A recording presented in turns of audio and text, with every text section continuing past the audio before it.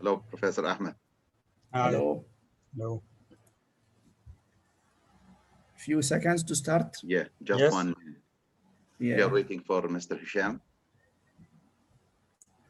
Inshallah, Professor Muhammad Al-Ashhab, our head of the department, will start the day and introduce us. Okay. Professor you. Hisham has just joined. Mr. Hisham. Mr. Hello, Hisham. everyone. Hello, sir. May we start, sir? Thank you so much. Bismillah ar-Rahman ar-Rahim. It's a great pleasure and great honor for me and all my department staff to announce the beginning of the third day of Banha Deformity Planning online course and LRS course arranged on Zoom by the Banha Orthopedic Department and the Deformity Planning Unit of the Banha Orthopedic Department. First of all, I would like to thank all our international guest speakers from UK and also all our speakers from the Banha Orthopedic Department. Also, I would like to thank all our attendants from all over from countries all over the world. Thank you very much. And now we will start with the talk of Mr. Hisham Shalabi from Edinburgh. May you start, sir? Thank you so much. Can you hear me and can you see my slides? Yes. Quite well. Thank you so much. So first of all, thank you so much for this invitation. I would like to really thank Professor Gamal Hosni and the great faculty of the Banha course for this very kind invitation. It's a real pleasure to be here today with you. Now, this talk is about the applications of the circular and the Ilizarov frame in the foot and ankle. And the objectives of this talk is really to discuss the different applications in the foot and ankle and when is the frame suitable and when also is the frame not suitable. And I can really start by giving you the key message of this talk really at the very beginning. It is very important that you focus on the pathology more than the deformity. So it is not the most important thing that there is 30 degrees of equinus deformity. The most important thing is why is there 30 degrees of equinus deformity? Why did it happen? Because this will allow you to treat properly. The foot and ankle is one of the most complex applications of the frame. And the reason here is that there is a complex anatomy. The frames in general are much more complex and more difficult to deal with. But the key thing is that there is a vast spectrum of pathologies that cause deformities in the foot and ankle. And we can see here some of these applications. We can see applications in trauma, in infection, in lengthening, non-unions, congenital deformities, neuromuscular, tumor reconstructions, and in arthritis. But even these categories, each category has a vast spectrum underneath it as well. So even the congenital, for example, if you're dealing with a talipes patient, is different from dealing with an arthrogryposis patient or dealing with a hemimelia patient. Each category needs its own treatment depending on the exact pathology in that particular condition. So we will start with some applications. One of the commonest applications of frames are the applications in trauma. And the applicable cases here are cases where the fractures have a bony or soft tissue component or a local biology that makes it unsuitable for internal fixation. So a classic example here are the open comminuted pilon fractures. Now, again, remember that the frame is only a tool. So the treatment here should focus on treating the patient. You start with the ATLS principles and management of polytrauma patients. The frame as an operation is a complex one, and we shouldn't be offering this to the patient acutely in the acute setup, particularly if they are a polytrauma patient. So you should always start with a bridging external fixator, allowing soft tissues to settle down and to recover, and allowing yourself to do proper imaging and to plan properly the type of treatment that you will execute with the frame. Remember here, the soft tissues are normal. And because they are normal and there is no much muscle imbalance, you can actually achieve acute correction here using the principles of ligamentotaxis.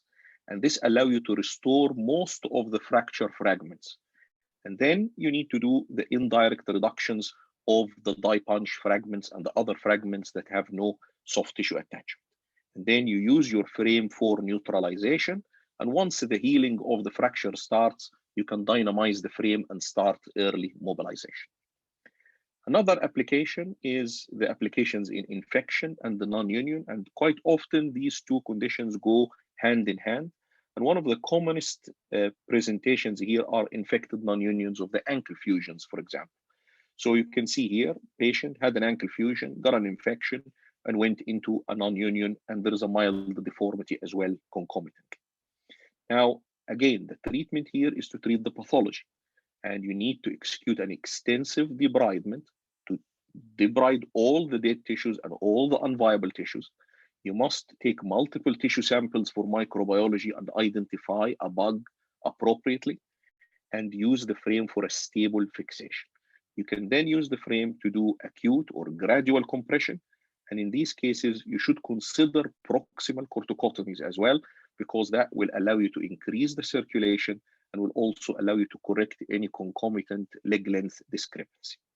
And you can see that with these techniques, you can usually achieve good healing and consolidation of these non-unions and avoid problems of internal fixation.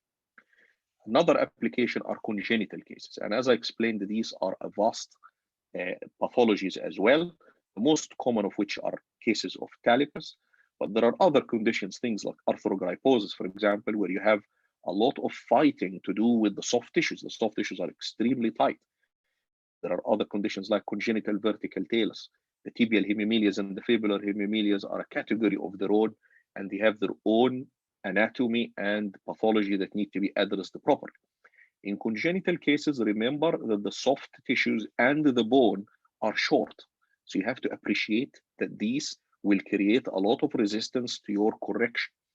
Sometimes there are significant deformities in these as well, and sometimes there are, but there is no muscle imbalance here. An example here of a congenital equino cavovarus, and the key osteotomy that I personally use for these is the V osteotomy. The V osteotomy is a very versatile osteotomy. It allows isolation of the foot into 3 segments, the leg and the ankle, together with the heel as a second segment and the forefoot as a third segment, and it gives you true versatility to correct the deformity. So I started by doing these osteotomies through the extensive Ollier approach, and I very soon moved to doing them percutaneously under X-ray guidance. But nowadays, minimally invasive surgery changed the practice in foot and ankle completely. So now we do a lot of the osteotomies in the foot minimally invasive. The advantage of minimally invasive is that the burr takes away 2 to 3 millimeters of bone. And this gives you a lot of mobility and allow you to correct acutely some of the elements of the deformity. So, for example, mild aspects of translation and some aspects of rotation can be corrected acutely. This helps a lot in shortening the time in the frame. And now, the applications of these minimally invasive osteotomies are all over the foot, and we have to use all of these combinations when we are using the frames as well. Like, for example, correcting toe deformities or forefoot deformities as well. So here, this is the same patient, 17 weeks in the frame. And the beauty about the frame here is that it can allow you to fine-tune the correction, to correct all the elements of the deformity, and the most importantly, allow you to restore the foot length, which is not something that you can do with acute corrections with tarsectomies and so on. Here you can restore the length of the foot. And this is very, very good cosmetically and functionally. The next category are neuromuscular conditions. And again, you have a wide spectrum: polio, cerebral palsy, Charcot-Marie-Tooth disease. Remember here that some of them are static conditions like polio, some of them are progressive conditions like CMT. And remember here that you can have spastic muscles like cerebral palsy, and you can have also contractures. Sometimes the deformities are quite significant, but the most important part is there is a significant muscle imbalance. You must correct the muscle imbalance. So this is a classic cavovarus deformity. and you can again see that the frame can allow you to fine-tune the correction and restore the length of the foot and correct all the elements of the deformity. Now, one of the stigmas of the frames in the foot and ankle is that the frames correct the deformity, but the foot is very stiff and it doesn't move a lot. This is a myth. That's not true. The foot becomes stiff if you crush the joints. And therefore, it is very important that you respect individual joints and distract them when you are doing your correction so that you can preserve or even restore some of the function of these joints, which helps overall in the overall function. So for the neuromuscular cases, you need to remember that these patients will be in the frame for about 6 months. You might lose one mobility grade, and they sometimes might not recover this weakness if it happens. And there is a high incidence of recurrence because of the muscle imbalance. So it is very important that you choose the patients correctly. These patients, you need to choose the patients who are still strong. Don't choose the patients who are just walking, because they might have a corrected foot, but they might be very weak and they cannot walk anymore independently. You must correct the muscle imbalance, and you need also sometimes to overcorrect to prevent recurrence, and you need to protect these cases with bracing and orthosis afterwards. Reconstruction after tumors or big bony defects. This is again another indication. This is something that we published in the JBJS back in 2006, a small series of reconstruction following osteosarcomas of the distal tibia with frames and vascularized fibular grafts. Again, remember, this is a very complex treatment. This is one of many treatment or reconstruction modalities. So there are other treatment modalities that need to be addressed or can be used, like endoprosthesis or like amputations and so on. And remember that this is a very complex treatment. You need a team. You need a team of a tumor surgeon that can do the extensive dissections and reconstructions, and a vascular surgeon and a limb reconstruction surgeon to do the frames. Arthritis is the last indication that I will touch on, and it is one that I personally have a great interest in. And this is here arthritis of the ankle in young adults. In Edinburgh, we offer ankle distraction for severe ankle arthritis to patients who are 45 years of age or younger, who have a Kjellgren-Lawrence grade 4 severe osteoarthritis of the ankle, who have no malalignment, and who have failed conservative treatment, and who had a previous arthroscopy. So here, for example, this female patient is 23 years old, bimalleolar fracture, and she had internal fixation and then later removal of the internal fixation. She's in a lot of pain because of the arthritis, and she had 2 arthroscopies. She doesn't want to have a fusion, and she is too young to have an ankle replacement. So here we distract the ankle joint, and we lengthen the posterior structures during this distraction. And in the third stage of this protocol, we dynamize the frame during distraction.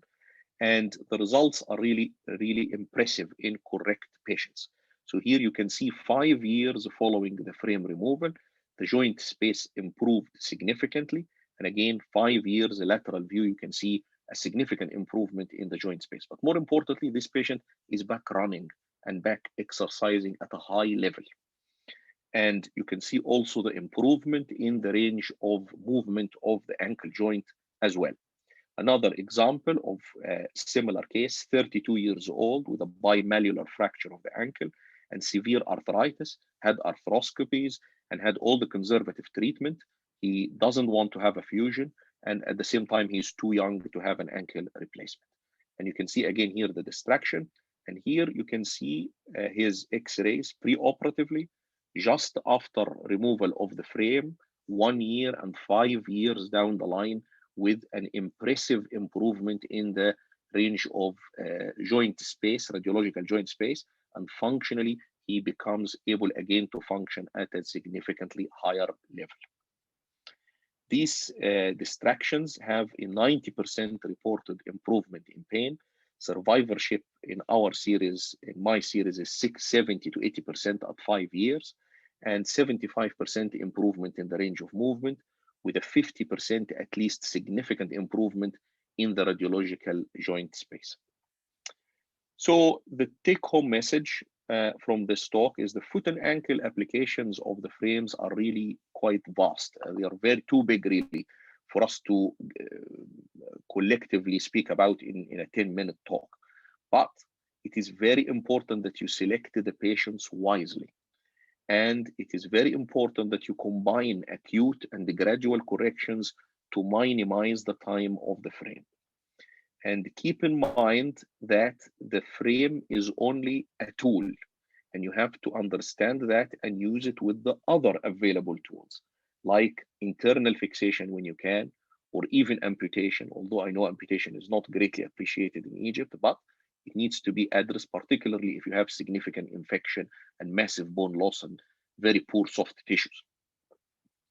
Also, you have to respect individual joints and don't crush these joints, and even distract them if you can, because you can preserve and they can restore range of movement. You have also to counsel your patients very, very appropriately and thoroughly, because this is a very complex treatment. The frame is on the foot for a long period of time, and you need to have a patient that is cooperative, that will help you, and that will be able to take on any extra treatments needed. And finally, for those who are starting these techniques, don't be shy to refer the more complex cases to the more senior colleagues who have done more of these cases. Thank you.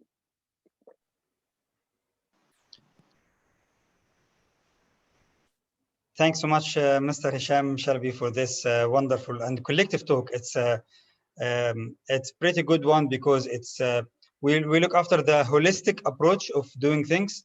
So this talk is just giving point here and there how to what's the best case that you can use Elizarofred. But of course, Elizarov application foot and ankle is just it's a textbook, cannot be given in 15 minutes. But you have did it wonderful. Prof. Alam, would you like to match the questions? We have a couple of questions here. We can take this. You can do so. I am listening to you. That's fine. So one question from the attendees: for how long do you keep the frame in case of osteoarthritis? So the ankle distraction, the frame is on for 3 months. And during those 3 months, you do the distraction, which is practically reaching 8 millimeters of distraction. And you can usually achieve that within a couple of weeks. This is the first stage. The second stage is dorsiflexion. We lengthen the posterior structures, and I personally use a constrained hinged frame for this purpose. And this allows lengthening of the posterior structures, because the posterior structures, the tight posterior structures, change the dynamics of the ankle and increase the joint reaction forces at the front of the joint. And after the second stage, when you reach a good 20 degrees of dorsiflexion, you dynamize the frame. So when we dynamize the frame, the patient moves the ankle during the distraction for a couple of weeks, and then we remove the frame. This is different from the most of the published results of the distraction, which uses either a TSF frame or a static distraction frame. And I'm in the process of publishing this 3-stage protocol. Thanks so much. I think that answered the second question, which is hinged or fixed frame for distraction. I think you have already answered this. Another question: what's the rate of daily distraction in ankle osteoarthritis? So in ankle osteoarthritis, you can tailor the distraction according to the patient, because you're not fighting with any bone healing or osteotomies. So what I personally do is I allow the patient a week after the operation doing practically nothing, allowing them to get around with the frame, and then they start distracting at 1 millimeter per day. And some patients initially can get more than the 1 millimeter, can go to 1.5 millimeters.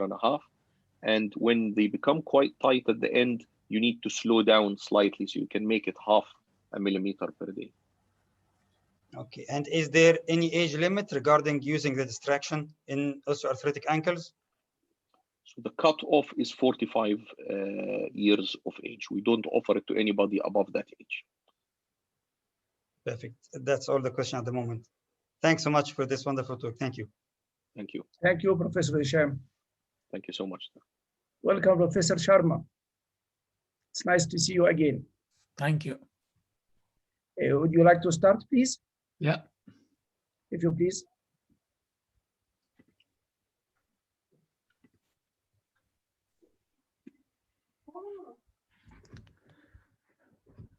Can you see my screen? Yes, sir. Yes, sir.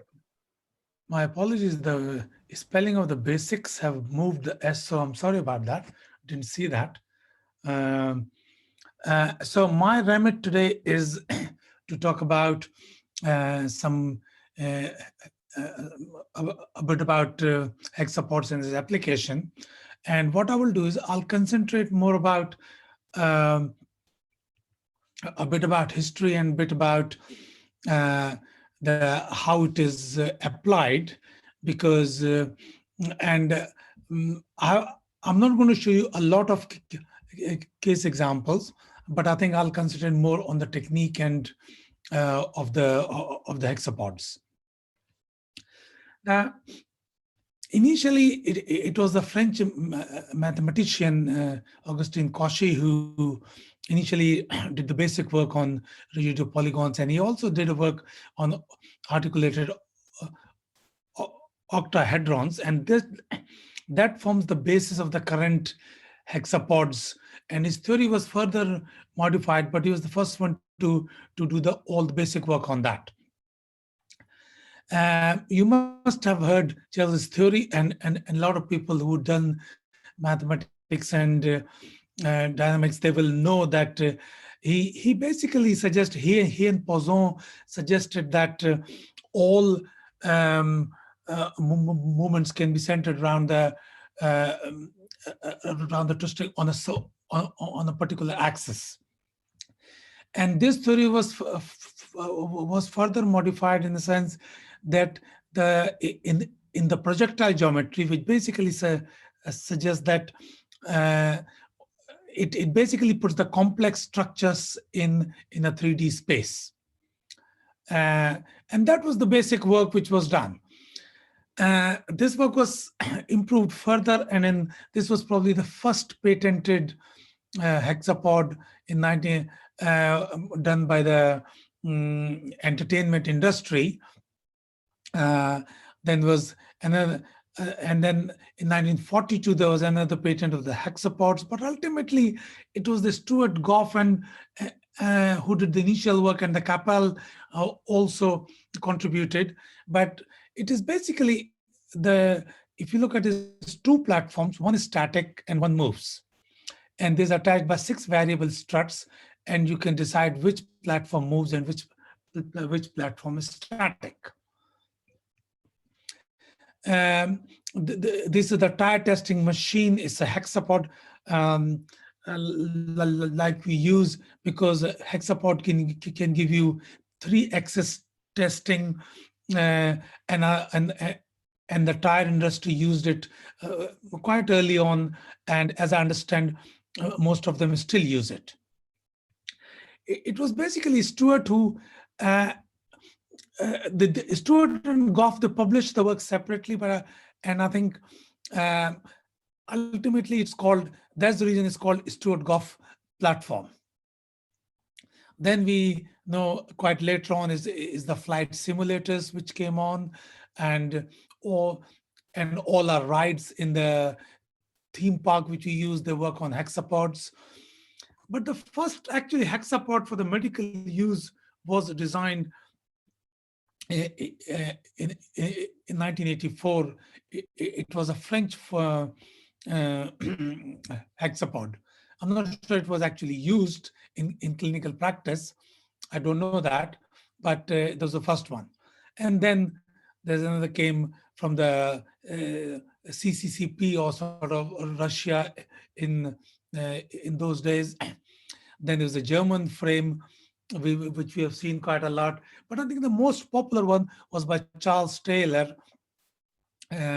which he and this is the first model, and subsequently it is modified quite a lot, and we have seen a couple of modifications, and then new one is coming out, I think, in next 6 months or so.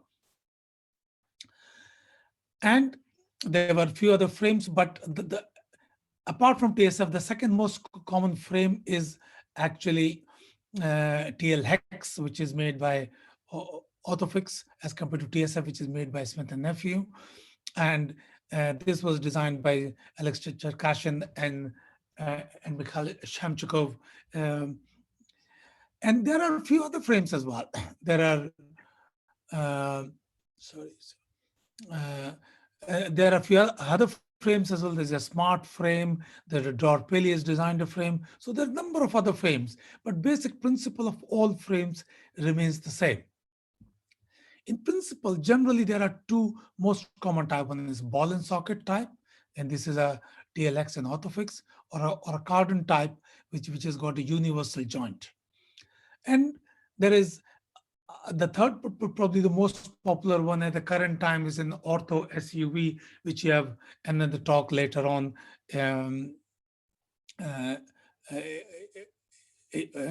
today evening. Now, basically, there's very little difference. And if you, Chris Obst published a paper comparing Cardan type and ball and socket type, and basically the principal difference is that one frame can do better than other, but I think it is the design of the struts in a TL Hex, in a Cardan type, which is, sorry, ball and socket type, which is the, gives us a bit more edge in certain situations. But in principle, I think there is a very little difference in terms of what they can do. The biggest misconception is that hexapod can do, and you don't need to, hexapod can solve your problems and you don't have to know the principles, which is completely wrong. Is the principles which are more important, and hexapod is just a device which helps you achieve your goals, and the principles remains the same whether you're using a laser frame or an hexapod frame. So when we're putting an hexapod frame, what do we need?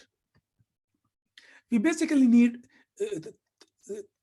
three things. One, what is the problem? So what is the deformity, which means? And how we have placed this frame on the bone. So how we have mounted this frame on the bone. And we have to define the relationship between the center of the ring to a virtual point or a predetermined point which surgeon can choose. And there's a relationship we need to define. And the last thing we need is what hardware we have used. So if you look at the two frames as in sort of how to measure and do things, as I said, there are some differences, there are a lot of similarities. For example, TSF uses origin and corresponding point. TLX uses two different points, they're called separately, but the measurement, how you do is slightly different. But ultimately, they both take a virtual point, which they measure everything. And this point is the virtual hinge, which the computer software treats as a point where the corrections are done. Or this is the ECA, you can say. Now, what deformity parameters, what is the problem? Is that the standard angulation in EP and lateral plane translation, your rotation, whether the bone is long or the bone is short. So this is pretty standard. In TSF, you have to measure it a little bit different from the corresponding point, but generally, these are the things you need to have identify your problem. Then, how have you mounted the frame? And what the computer software needs to know is that the reference ring which you have chosen, how you have mounted in X, Y, and Z axis. And it is the distance from the center of the ring to the point, as I mentioned, a point which a surgeon can choose wherever he or she wants. And the second thing we need to look at it is the ring perpendicular to the segment of the bone in AP and lateral plane. And this is the second requirement for the software. So if I can demonstrate what I'm trying to say is, so if you see this is a ring, and this is the tibia, and we put the bone in the center, but we all know that tibia can never be in the center because of the soft tissue. So it's always a bit of off-centered. So let's say we identify a point in the center of the bone. So this is the virtual point I have identified in this bone. Now, if you look at it, this second dot is which is the center of the ring. And in all we need to know in AP plane, how far is this point from the center of the ring? And in the lateral plane, how far is this from the center of the ring? And this gives you the AP and lateral translation, which is how you have mounted this ring onto the bone. And the third thing you need is the distance, which I'm going to show you in a minute. What hardware you've used, you need to ring size, what type of ring you've used, what is the length of the strut, and what mode you're using. And again, once you start using it, you'll be more familiar, but this is the hardware which you need to tell the computer. So for example, let's take a TSI, which is the more common. So at this osteotomy, where I'm going to correct my deformity, I've taken this as an origin, which is the virtual point. It is the predetermined point. This is the normal alignment of the bone. And then in day-to-day practice, how do you measure it? So you measure the ring diameter. It is the inner diameter which we are interested in. And we divide it into half, and that is the center of the ring. And the distance from the center of the ring to the alignment line is the distance, which is the AP frame offset. And in this case, it's 12 millimeters. You minus the magnification, and that gives you correct measurement in AP plane. Then how far is it away from the your origin? So you again measure the distance, which is in this case is 74 millimeters proximal. And again, you minus the magnification from 74, and that gives you the distance from the origin. And this is the third measurement I was talking about earlier. In the lateral plane, again, is the same. You have to draw an alignment line. You have to find the diameter of the ring. You find the half of the distance, and the distance from the center of the ring to this alignment line, which is where your origin is situated, is your lateral frame offset. And in this case, this is 15 millimeters minus the magnification and it is posterior, center of the ring. So these are the measurements you need to take. Now, what are the advantages? There are a number of advantages. One, you can correct number of all three deformities, all three planes simultaneously. It is extremely versatile, easy to correct, and for patient's point of view, less morbidity because you make less correct changes in the frame, and therefore they come to clinic less, the traveling is less, and therefore it is a huge advantage, especially in the complex corrections. It is a fantastic device. And this, I'll give you an example.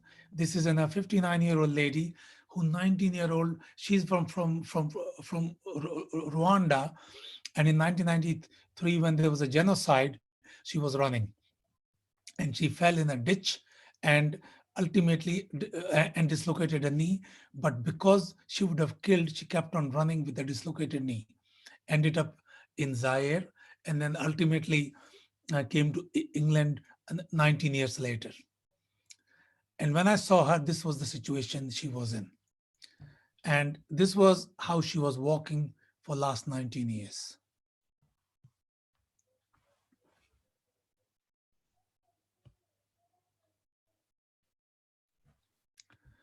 And this is her picture preoperative on the table in theater. You can see that how unstable this leg is, or this knee is. And in this case, there are a number of things, but with a single frame, you can do everything. So first, what we have to do is we have to distract. So we pull it out gently until there is enough space between the tibia and the femur. Then you translate it posteriorly. And then you shorten it. So at this point, I have to prepare the knee joint. Then you shorten it and fuse it and put the compression. So without changing the frame, with a single frame, you can do everything. And this is the advantage, that you can do multiple corrections in all three axes without changing the frame. Then how are the biomechanics different?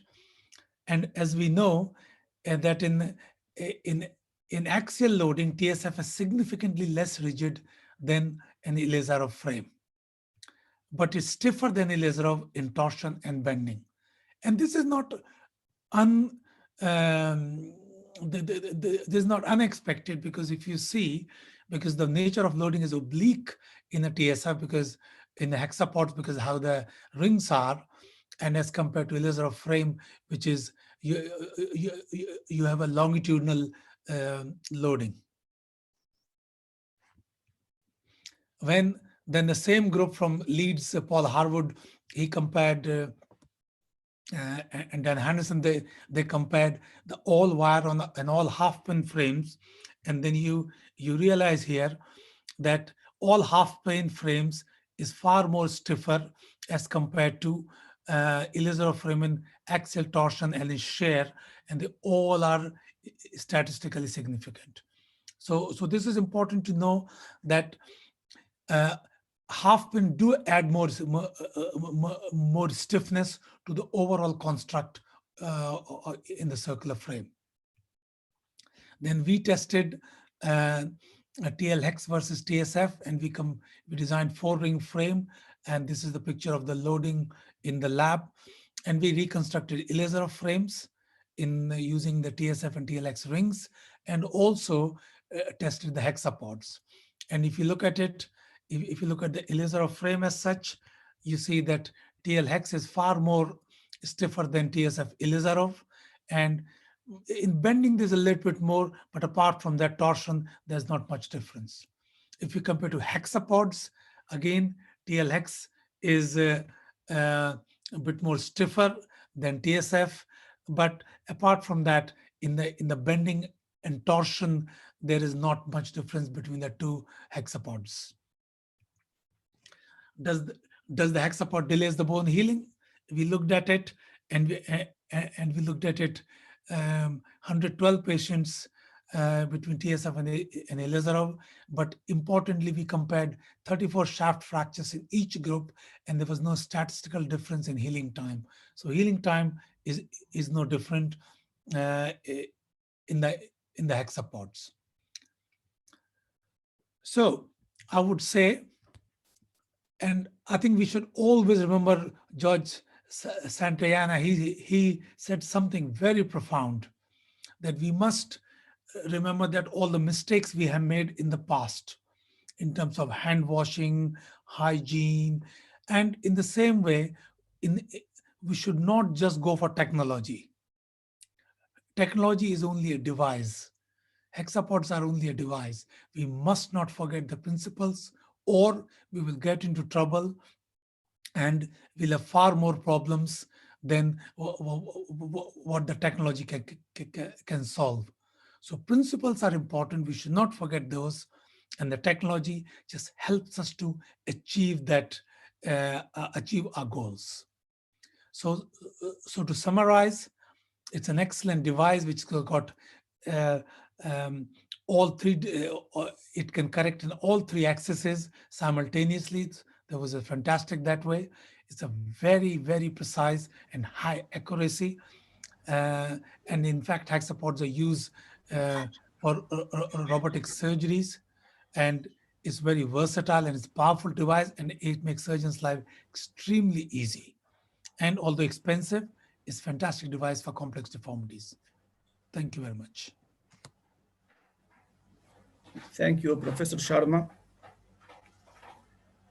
Dr. Ahmed, can you start questions, Yes. please? We have a question here. A question from one of our colleagues. In double level deformity in single bone, how to use the TSF and which mode is preferred? If it's a 2-level deformity, then you will end up having a 2 TSF attached to each other. So what you call double stacked. So there'll be 1 ring, 2 ring, and 3 ring. And with between each ring, there'll be an hexapod. So 2 hexapods will work independently of each other. What mode you use, entirely up to you. You can use the chronic mode. You can use a total residual mode. It really doesn't matter too much. Okay. Okay, thanks, Prof. I think We have no more questions, Dr. Ahmed. Thank you. yes. At the Okay, moment, yes. it's a pleasure to introduce my dear colleague Ahmed Sheikh, our upcoming star, inshallah. He is very active, very Thanks, Prof. brilliant. I wish him the most beautiful things in the world. Can you start, Thank you. please, your talk? Yes. Yeah, Can you hear me? excellent. It's a great pleasure here to be on the stage in this wonderful course, and I thank Prof. Muhammad Al-Ashab, head of the department, for his intense efforts in this course. Also, Prof. Alam, the head of the unit, and of course, Prof. Gamal Hosni. It's a pleasure, especially to be speaking after Prof. Sharma, after his wonderful talk, which will help me a lot in this part. So my talk here is about ortho-SUV potentials and limitations. It's again about the principles and what is the differences between the tools that you have. So when you know the tool, you can apply the principle.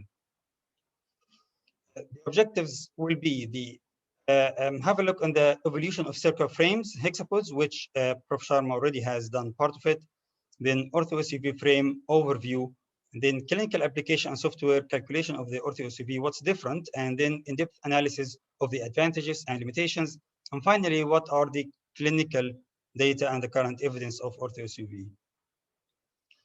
So Elizarov external fixator, we all know, started by Gabriel Elizarov for various conditions: non-union osteomyelitis, dwarfism, congenital deformities, lengthening, fractures, bone defects.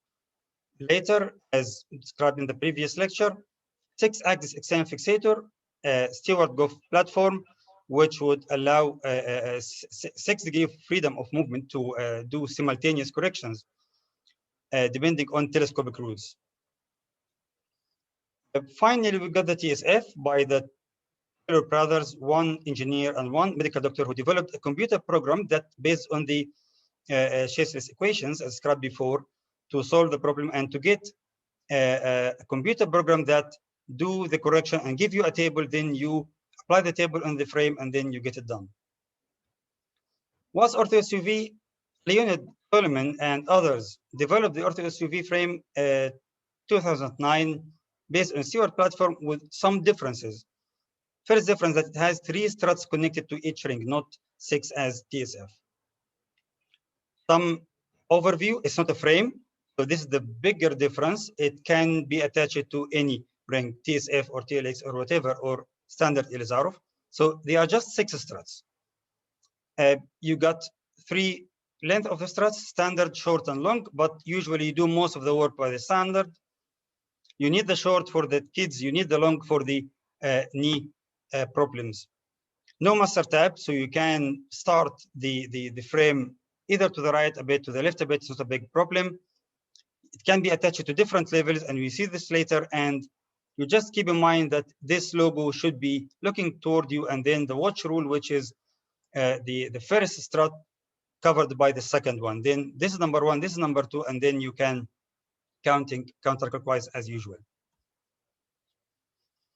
When you apply this according to the plan, you can apply it either in theater if you decide from before, or if this is something that happened in the middle and then you change your mind during the treatment plan, you can apply it in the clinic. And this is a big advantage. You don't have to be in theater to apply it. If a patient has standard Elizarov, then something went wrong and you need to do a correction, just put these struts, remove the connections of the Elizarov, and then you start. The strut length, you should have this number, the length of the struts, number 1, 2, 3, 4, 5, 6, and then you got to have the distances between these points. You got 2 triangles, the upper triangle and the lower triangle. And then these are the measurements that you need. About the X-ray, you need to take the patient to have the X-ray with specific parameters. not that much. Just you need, number one, to have the beam center. So it doesn't have to be at the ring. It doesn't have to be at the joint. No, whatever the beam center, you just put something to mark it. This is number one. Number two, the calibration mark, anything longer than 80 millimeters, just put it there so we can calculate according to it. Focal distance, the distance between the cassette and the tube, you just to measure this, and then you got to have all the 6 joints visible in the X-ray. We don't have the rings to be perpendicular to the bone. We don't have the rings to be line as TSF. It's a bit different. So you can get some obliquity, and it would be fine. Then you start the software. You enter the length. You put the scale. How much is the rod to calibrate? Then you just draw lines according to the program on these struts. This is how this software will understand the X-ray, how will understand where is the bone in this. It's a bit different to what's explained before in the TSF. Then this is the golden point of the TSF. That after this, he do the simulation and he is telling you that these red lines are the struts. Am I okay? So if the red lines are overlying of the struts, you are perfectly okay. So everything that you have measured is accurate. Then you can move forward. Otherwise, you stop, you revise, you check your measurements, something wrong. And this is very, very important thing, because without this, the software will not be understanding where the bone is properly. Then you draw simply where is this cell segment and the axis, and then you start doing these trees, which would the axis of the proximal segment, this cell segment, and then you can measure the amount of the deformity in each plane.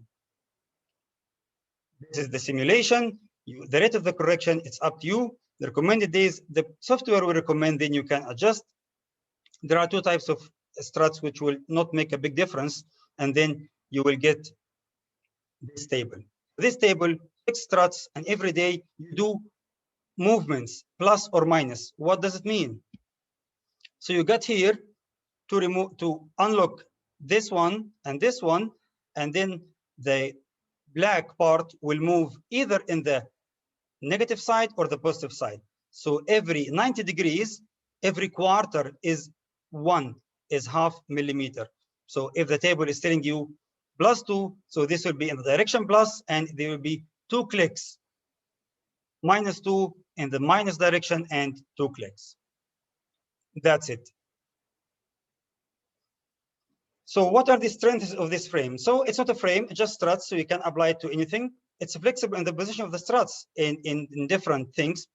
You can see that it starts not perfectly in the middle, it's a bit to the right, and that's fine also.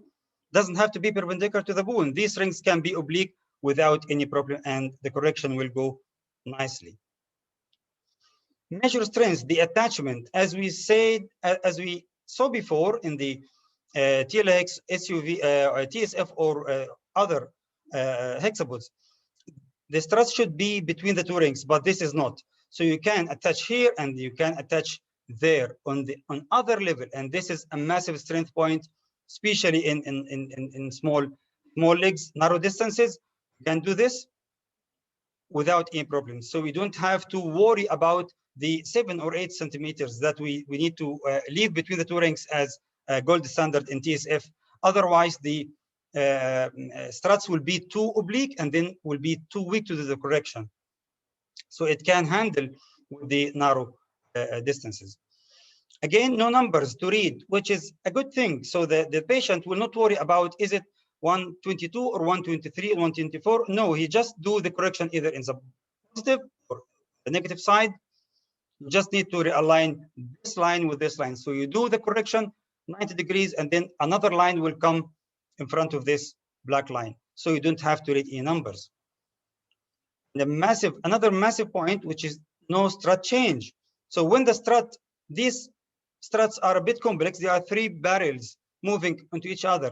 So this golden ring move toward one end with the correction. When it reaches the end, this strut is done. You can't go farther. Then you do something tricky, which is called the reverse maneuver, that easily reset it to the middle, and then the patient can continue so you don't have to do the strut change, which is another challenge in the TSF and other exposures. And one thing that I have already mentioned, that the software check your back, watches your back. When you do the simulation, he's giving this picture to you, and if the red lines are not coincide with the struts, something wrong. In this X-ray, the X-ray was just flipped on the other side. So the software does not give me the proper simulation. When I flipped it the right way, this was the result. So it checks you. Some weaknesses and limitations, too much metal. It's especially in young legs. It's really very hard to understand what are these. But trust me, it's just a matter of experience that you can read this. Some difficulty in obtaining the proper X-ray. It will be a bit more or less equivalent to the TSF ones. You just need to train the technicians to do this, and then they will do it properly. Or difficulty in identification of the struts. There are some marks that help you in the first, but with time, you will be able to read these struts without even these marks. It's just a matter of training. Some weaknesses also, there are some weaknesses that it's a bit, the interface is not that smart. It needs to be more user-friendly, really. And the frame itself, it's not that beautiful. You got some sticking bits here and there. It's just not like this one, which is, of course, neater. But again, it does the job. It has some strengths, so it's good. Where are we now regarding the clinical evidence? We got about 6 clinical studies published in Russian journals, and only 2 studies published in Western journals. Most of the work came from 2 leading centers in St. Petersburg in Russia, Verdun Russian Research and Turner Scientific Research Center. And this is one limitation. This kind of frame is not worldwide being used. There are in vitro studies that proved already the mechanical advantage. One study by Skomakorshko that concluded that the ortho-SUV has a higher rigidity and stronger resistance to deforming forces than standard Elizarov frame. Of course, nobody compared it to the TSF. The major clinical studies that we got 4 clinical studies on the ortho-SUV comparing it to standard Elizarov in a variety of adult, pediatrics, congenital, acquired femoral and tibial deformities. And all of these studies reach the same conclusion. It has higher accuracy, which already expected because this computer-assisted correction. And number 2, it has shortened the correction time, which would, of course, reflected on the whole. But more or less, the healing time would be the same. But when you cut short the correction time, of course, you just saved some time of the whole time of the frame, especially in complex deformity that you need to do some complex corrections simultaneously. 3 more studies the outcomes of its use in femur and tibia and foot deformities. The biggest 213 published by Vilnesky et al. And they found that it's reliable to deformity correction with accuracy more than 90% in overall results. We got some experience with this myself, Mr. Nagam and Prof. Hosni, in using ortho-SUV in 12 patients, 10 male and 2 females, 10 tibial corrections, 1 distal femur and 1 joint correction, tibia, 5 proximal, 4 shaft and 1 distal at a mean age 39 years. And I would not go in the depth, but just overview. We got some patient classic deformities like geniverum, idiopathic or Blount. Got some new indications for this, like non-united fractures or neglected fractures that we apply it closed and then do the corrections. Then you still can do this with standard Elizarov, but just it's a new indication as ortho-SUV that nobody reported this before. Acute trauma, it's not reported anywhere that it's used as TSF in acute trauma. And this fracture, we just apply the rings, leave the deformity, and then reduce it gradually with the ortho-SUV and then let it heal. One new indication also, the docking site alignment. This gentleman, after doing the bone transport, has some malalignment docking site, and then it's very small space, very small amount of deformity, but it gets it perfectly done. So if you got some patient with Elizarov for fracture treatment, and then you got some malrotation or some residual deformity, you can just throw the struts, do the correction, remove it, and you get it done, and the patient will not back to the theater again. So to conclude here, hexapods on its own aim to get easier, possibly faster, more precise deformity correction. Ortho-SUV is capable of giving more specific advantages in correcting the deformities because of its versatility and flexibility. Of course, we need further comparative studies to compare its value in comparison to other hexapods. Thank you. Thank you, Dr. Ahmed. Thank you. Very nice, well-illustrated presentation. You have only one question here. I think you can manage it now, or you prefer to? Yeah. Okay. It is about a clinical case. 57. I think so. Yeah, a 55 years old patient with bilateral malar fracture complicated with compartment syndrome. What would be the correct management in rural community where there is alone as GP? It's compartment syndrome is just emergency. You can't do this in a rural community. You have to get transferred as soon as possible. You just to save the limb, you need urgent fasciotomy. So this is the straightforward answer for this. Another question, can we use Elizarov rings with the struts of hexapod? You can use this with ortho SUV, but not with TSF hex or TLX or whatever other type of hexapods. Thank you. Thank you, Dr. Ahmed. Now we move to my dear friend, Professor Gamal, and his talk about basics of the lengthening. Can you start, sir, please? Thanks, Ahmed, for the introduction. And I'm going to speak about the limb lengthening, which is it's a broad term. I'm not hearing you well. Please, can you raise your voice? Okay. If we talk about limb lengthening, we are talking about a broad term. It's involving a lot of things. This is the conclusion. Many papers now, they start from the conclusion. There is a paradigm shift in limb lengthening towards lengthening nails. And you want to convince everybody that he has to shift to lengthening nails.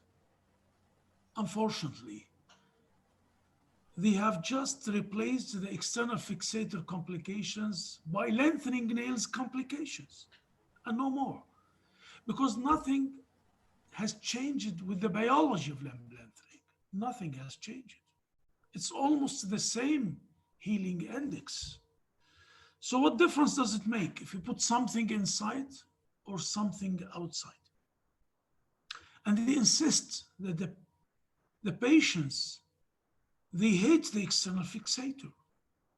Even in trauma cases and polytrauma patients and the comatose patients and on, and I wonder how they have asked the comatose patients, do they like, did they like it or not? I don't know. Anyhow, the first question, are we talking about the same patients? Or we are talking about two totally different patients?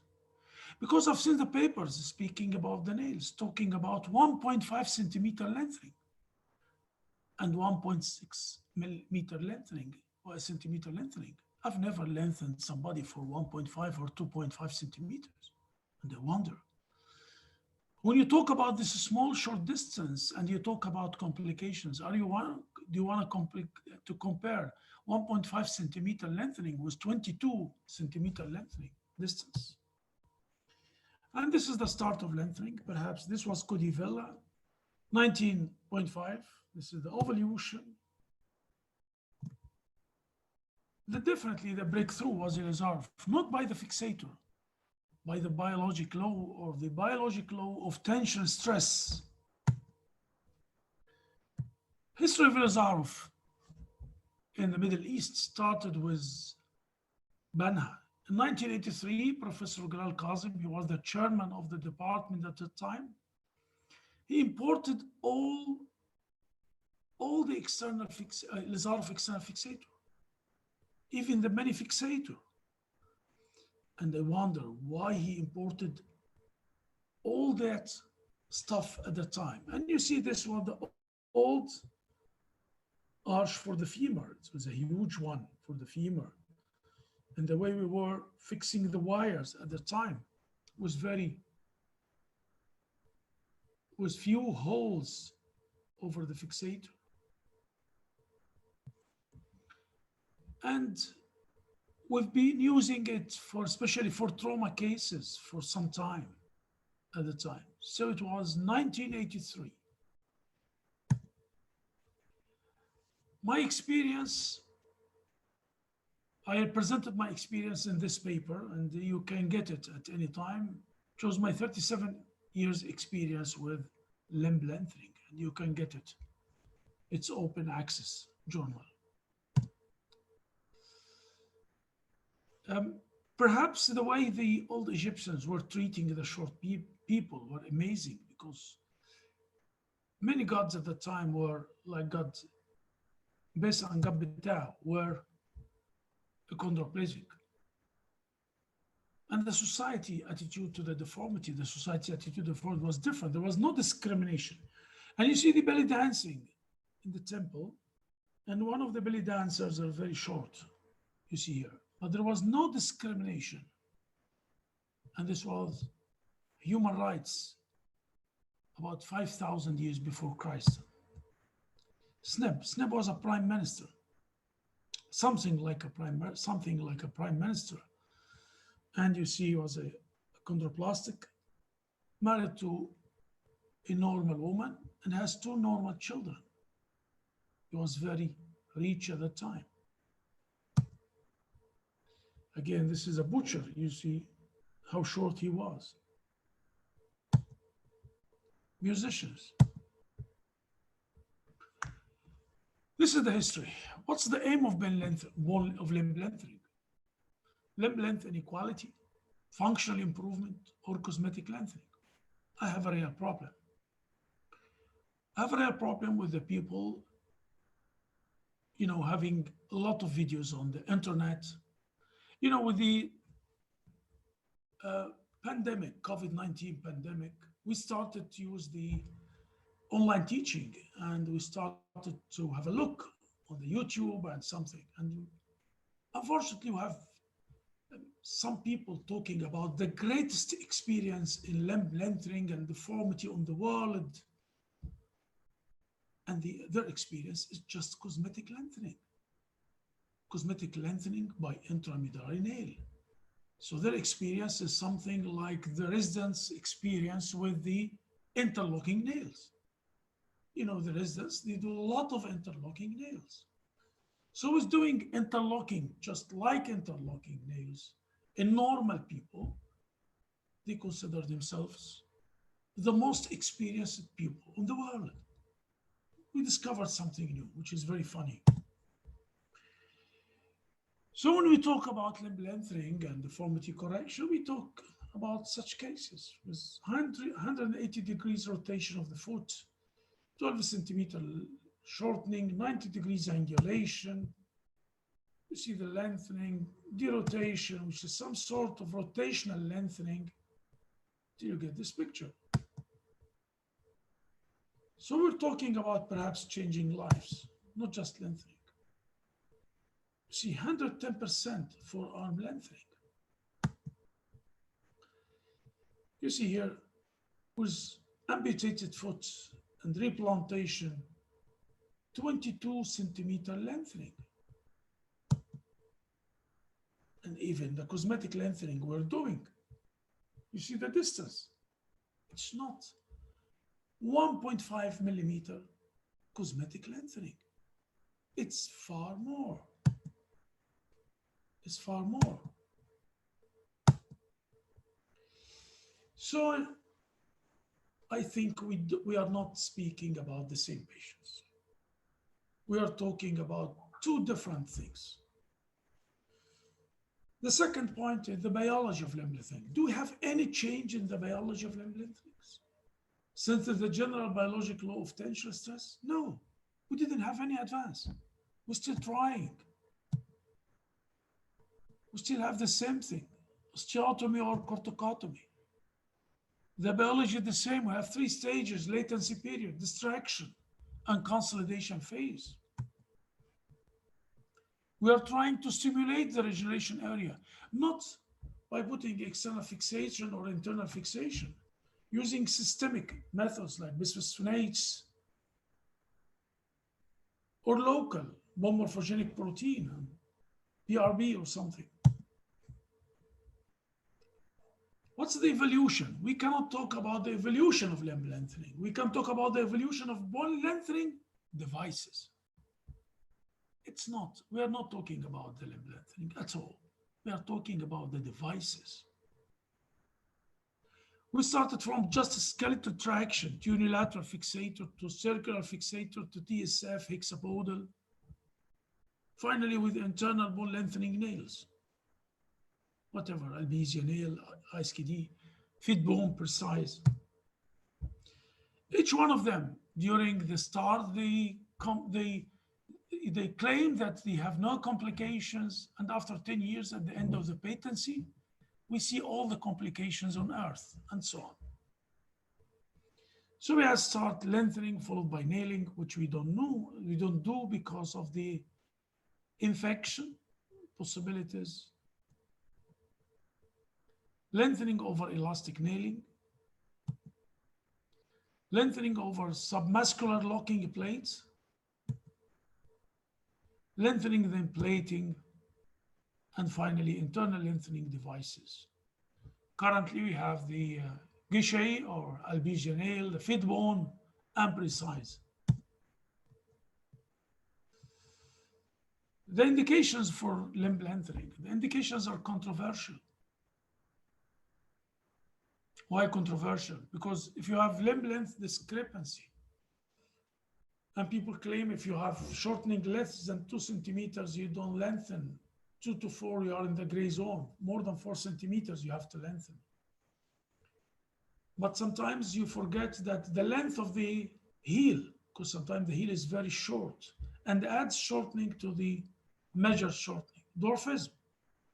Do we lengthen dwarfism or not? Do we lengthen it? Is it a cultural issue or something you have to do? Cosmetic lengthening. Again, you have to do cosmetic lengthening. So it's a controversial issue. Again, the indications for the nails. And this is just an example of fibromyalgia and Tourette's foot. And remember that sometimes you have to do lengthening and deformity correction at the same, and gradual deformity correction. Because again, the people, they want to say they do something new. So they do acute correction with lengthening. What's new? Long time ago, all what we knew about deformity correction is acute deformity correction. And the people quit because of the high rate of complications. But people now, they don't like to record complications. They said, no, it's safe. Why on earth it's safe? Oh, it's safe. For years and years, for decades, we were doing acute correction of deformities, and they quit because of the high rate of complications. If we speak about the complications, and people, they would like to talk about their experience, and look to the papers talking about the experience. People talk about doing for 63 years, along 25 years. That means they do 2 patients per year. And it's not one surgeon, many surgeons. So every surgeon has the experience of doing 1 operation every 6 months. What type of experience is that? Why the people forget about the surgical load? If we talk about arthroplasty, knee arthroplasty or hip arthroplasty, they always talk about the surgical load. If you want to be a professional in hip arthroplasty, you have to do some numbers per week or per month. But if you want to do lengthening and deformity correction, the people, they forget that at all. So the surgeon who is doing 300 cosmetic lengthening per year consider himself the most experienced person in deformity correction. Why on earth? Complications. We have numerous complications. We all know this. And treatment of or lengthening is a post-operative problem. We have pin-track infection, poor joint formation, premature consolidation, axial malalignment, Allocate to this patient with non-union, supracondylar non-union, corticotomy and bone transport, compression and lengthening. With non-union in the distal part, we have premature consolidation of the regenerate. Can you imagine? Complications can happen in any case with any rate. There is no guarantee. So we have 2 premature consolidation of regenerate in this old guy. And another one, you see the bone formation in the femur. Again, you see the bending of the frame and you have a deformity because of the strong muscles. You see the strong muscles. And you can correct it gradually. And you have this picture at the end. Postoperative problems. Common peroneal nerve problem. You can leave your wire flush here, so you cannot injure the common peroneal nerve. And we have to remember the ISKD and the numerous complications which appeared in the 10th year of the patency. Not all the complications are the same. If you have one case of deep infection, you have to think about it twice. Here where the people talk about the physiotherapy, and if you want to do lengthening, you should have a center, a specialized center, and too many people working with you or something. We don't believe in such a thing. Many of our patients are coming from 1,000 kilometers, 800 kilometers, and they are poor. And some people claim that bone lengthening has to be for rich people because it's a very expensive operation. This is not true. It's not an expensive operation. We do it for all the patients. All the patients have the same type of care as you see here. And this is physiotherapy. When you allow the patient to walk, swimming, using the computer. Hospital stay. It's daycare on one day. We allow the patient to go home after a few hours or on the next day. So reduce the expenses. We want to correct the deformities for all the complicated cases, and we have too many of them. If you speak about one case every 6 months, and we speak about per list perhaps 5 to 7 cases in each list. So it's totally different. Perhaps we don't talk about the same thing, or perhaps we are talking about different patients, perhaps we are talking about different expressions. We don't know the costs also. And I will give an example of achondroplasia, the cultural differences.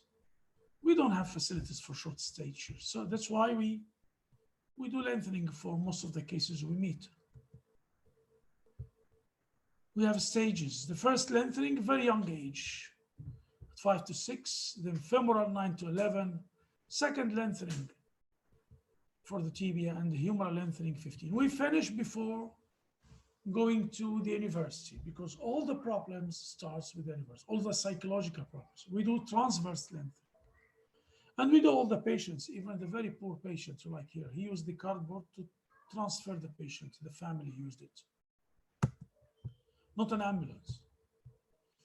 So with such a patient, we have lengthening of the tibia for 17 centimeters. We always do long distances. We don't do short distances. You see here for the tibia. For the femur, 13 centimeters, 13 centimeters. So it's all 30 centimeters for the femur and tibia. Then the patient left and came after 5 years to have lengthening of both humeri. She was old and she's working. And this is the end picture. Even older patients, 53 years old, female with achondroplasia, and you see the deformities, and bifocal lengthening and correction of the deformity. Cosmetic lengthening. This is Tutankhamun. If you see here, see the beauty. Thousands of years ago. So we do cosmetic lengthening, and many people, they need cosmetic lengthening. And we have to compare or to take care of the expectations of the patients and the reality. And this is an example of the cosmetic lengthening using external fixator.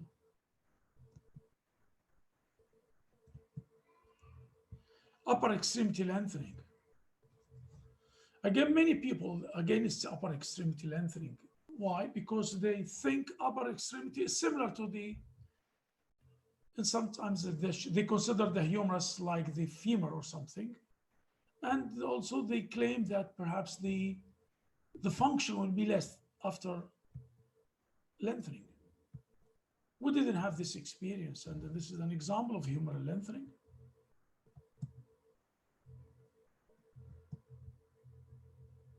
Almost always we don't have a complication with the shoulder.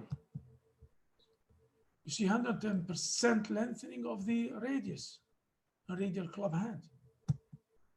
Phalangeal lengthening. You see the distance, it's 100% of the shortening in this amputated finger. We do multiple at the same time, so again, you see the distance. The magnitude of lengthening. Some people put the basics that you have to do lengthening less than 20%. And because why? Because they have a experimental study on rabbits, using rabbits, and they discovered in the rabbits that if you lengthen more than 20%, you're going to have more complications. But I always tell them we are not rabbits. We cannot count on this experimental study with very short number of animals that you have. We don't have this experience at all. And this is type 2 tibial humeria. And you see the stages of lengthening. You see 10 centimeter lengthening. And the second stage, you see how the length.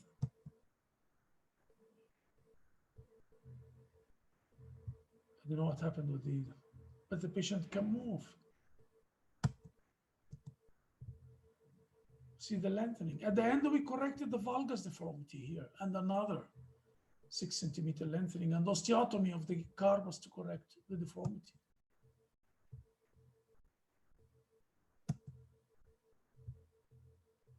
Again, humeral lengthening. The basics, again, 20%. You see the pictures. You see 20%. This is 20%. But look now. The family decided to continue, and we have 115% lengthening. Nothing happened to the shoulder. And after that, we decided to continue the same thing. So we don't have a limit, 20%. We don't believe in such basics. Basics and rules which are based upon nothing. Again, look to the amputated foot. And the surgeon, they decided to remove most of the tibia to have shortening and replantation. See, it was done in Kenya, not here, and presented to me with this picture: non-union deformity and shortening 22%. See, lengthening 5 centimeter, 10, 15, 22 centimeter lengthening. Where is the rule of 20%? I don't know. So the limb lengthening, you have to remember, the surgeon volume has a great effect on the patient outcome. We are trying to make a research about that. There are many difficulties, but in our experience, the role of surgeon volume is very important. It's exactly like total hip and total knee. And this volume is not based only upon the operating theater, but the volume in the outpatient clinic. So if somebody wants to have more experience with limb lengthening, I advise him to come to my outpatient clinic. When we work each day for about 6 or 7 hours and we see the patients, we change the frame and we see the complication. This is the real life experience with limb lengthening. Again and again, we don't have animation experience. We don't do animations. We notice that some people say, I don't have complications. Yes, because he has animation. In animation, if you have animation, No complications. With animations, there are no complications because all of your presentations are animations. Thank you so much. You cannot get complications from animations. But if you have a huge real patients with shortening and deformities, I'm sure you are going to see too many complications. And the pretty thing and the real experience is to show the people how you manage the complications. Not to say that I don't have complications because I'm the best surgeon in the world. Why we have too many patients? Why patients with deformities in our facility are something like influenza in the West? Because we have high incidence of neglected trauma. Too many people, victims of conflicts, are coming for us from this area. Too many of them. Too many are young. 1/3 of the population in this area and in the Middle East is under the age 15. They move a lot and they have high incidence of trauma, high incidence of congenital deformities. And some people speak about 1 per million live birth, but remember that about 30% of the marriages in our area are consanguineous marriages. And in other areas in the Arabic world, maybe more than 50% are consanguineous marriages. So you have to know, when we talk about limb lengthening and deformity correction in the Middle East, and we compare it with other facilities, perhaps we are talking about two different things. In conclusion, we've talked about limb lengthening. We don't have to forget the experience, especially with the follow-up of the patients. Which field you are doing limb lengthening? We have, before we start, when you talk about your experience, tell us your experience. If it was cosmetic lengthening, is it with trauma patients? Is it with congenital deformities? Which one? I've seen one talking about tibial hemilia, and he talks about that he has the highest number of tibial hemilia of the world, and he told me about this, and I've told him, if you do go to Qasr al-Aini Abu Rish unit, you'll find far more patients than the patient you presented yourself. Why you say something like you have the highest number, the largest number of people? Because you don't want to see other people. You see yourself. You see yourself in the mirror. Try to avoid the mirror, please. Many surgeons just do cosmetic lengthening, and others, you do advertisements and animations. And you call this an experience. Remember the complication rate. And if you see the papers and the complication rate, remember some of the patients I calculated, people are coming with from 5 centers, each center has 3 orthopedic surgeons, and you call it multi-center study. And I found out that the experience of each surgeon is 0.1 patient per year, 0.1 patient per year. And can you imagine, each one is doing 1 patient every 10 years. In conclusion, limb lengthening is a rapidly developing field of orthopedic surgery. Currently, it's a standard procedure with predictable results. Indications have been extended to include upper extremities and cosmetic lengthening. I think experience has a great impact on the results of different procedures because follow-up and management of expected complications are cornerstones of the treatment strategy. Unfortunately, the English literature has many papers with relatively small numbers of patients operated upon by many surgeons over a long period of time. This means that the experience of the individual surgeon is based only 1 or few cases per year. Sometimes it's difficult to get valid conclusions from the reported mixed data. In spite of the introduction of promising intramedullary lengthening nails and computer-assisted external fixation, we still count on LSR of biologic laws, not changed till now. Advances through research to stimulate regeneration and reduce the period of treatment will be the rare revolution in lengthening surgery. I'm waiting, we are all waiting for the rare revolution, the biologic solutions, not the hardware. Thank you. and this is my paper. If you want to see my philosophy, you can have it. It's open access. There is no, in conclusion, one word, there is more than one solution for each problem. Hey people, don't try to convince me that there is only one solution and you want everybody to shift towards one thing. It's my conclusion. There is more than one solution for each problem. Thank you. Thanks so much, my dear Professor Gamal Hosni, for this wonderful talk. As usual, we keep learning from you. Just a couple of questions, if you get some time. Is there any age limit to lengthen the bone? What is the maximum length that can be gained? Age limit and maximum length.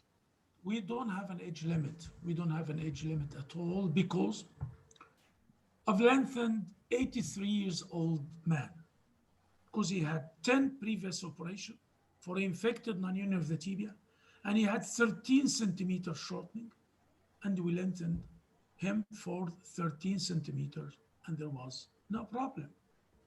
The biological law of lengthening is valid for each age, and sometimes you have to do it. For whether the patient is 83, 65, 34, 2 years old, it depends upon the indication why you are going to do it. In congenital pseudoarthrosis tibia, you can do bone transport and lengthening at age 2. So we don't have a limit, whether the limit for the younger age or the older ages. So another two questions with the same content. Tibial lengthening, what about the common peroneal nerve injury in 16 centimeter lengthening, or humeral lengthening, what about the radial nerve affection? How would you protect it during lengthening, or do something specific? For lengthening for such a long distances, we don't have a problem with the nerves as long as you are lengthening 1 millimeter per day, and if you have any symptoms, you can reduce the rate of distraction to 0.75 or 0.5 millimeter per day.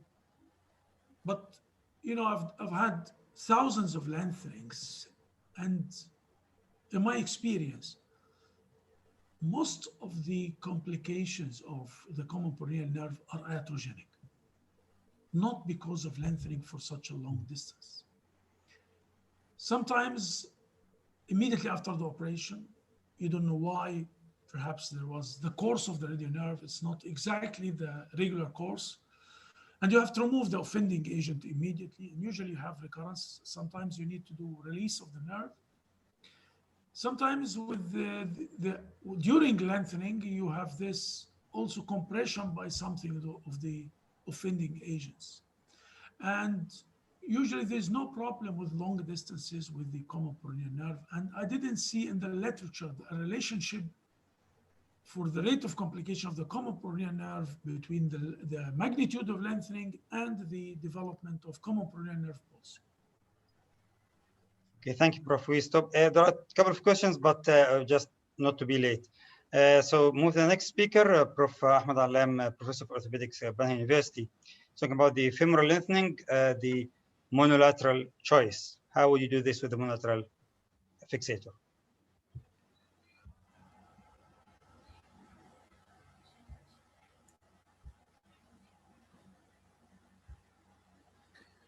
Bismillah ar-Rahman ar-Rahim. Assalamu alaikum. Hi, everyone. Is the sound clear, Dr. Ahmed? Yes, Prof. Okay. Femoral bone lengthening with monolateral frames. This is my disclosure.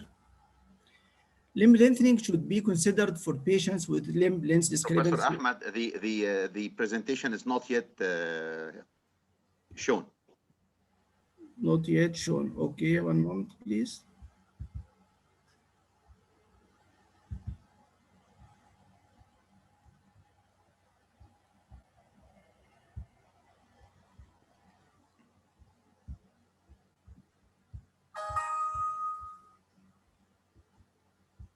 One moment, please. No worries. Okay. Just restart the share.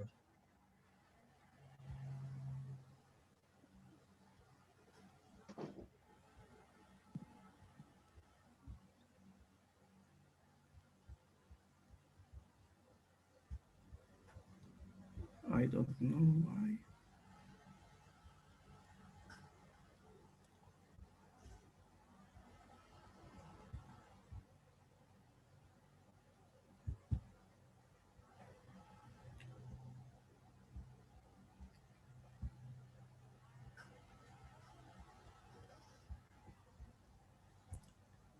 Still not working. No, You stop the share. Just start the share again, please.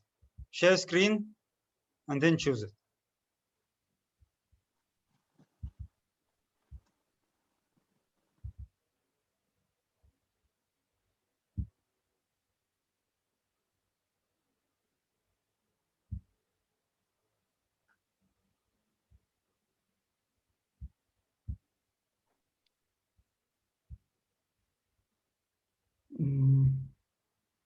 I don't know what is missing here. Do you try the share screen button when you press it? Yes, one moment, please. Yes.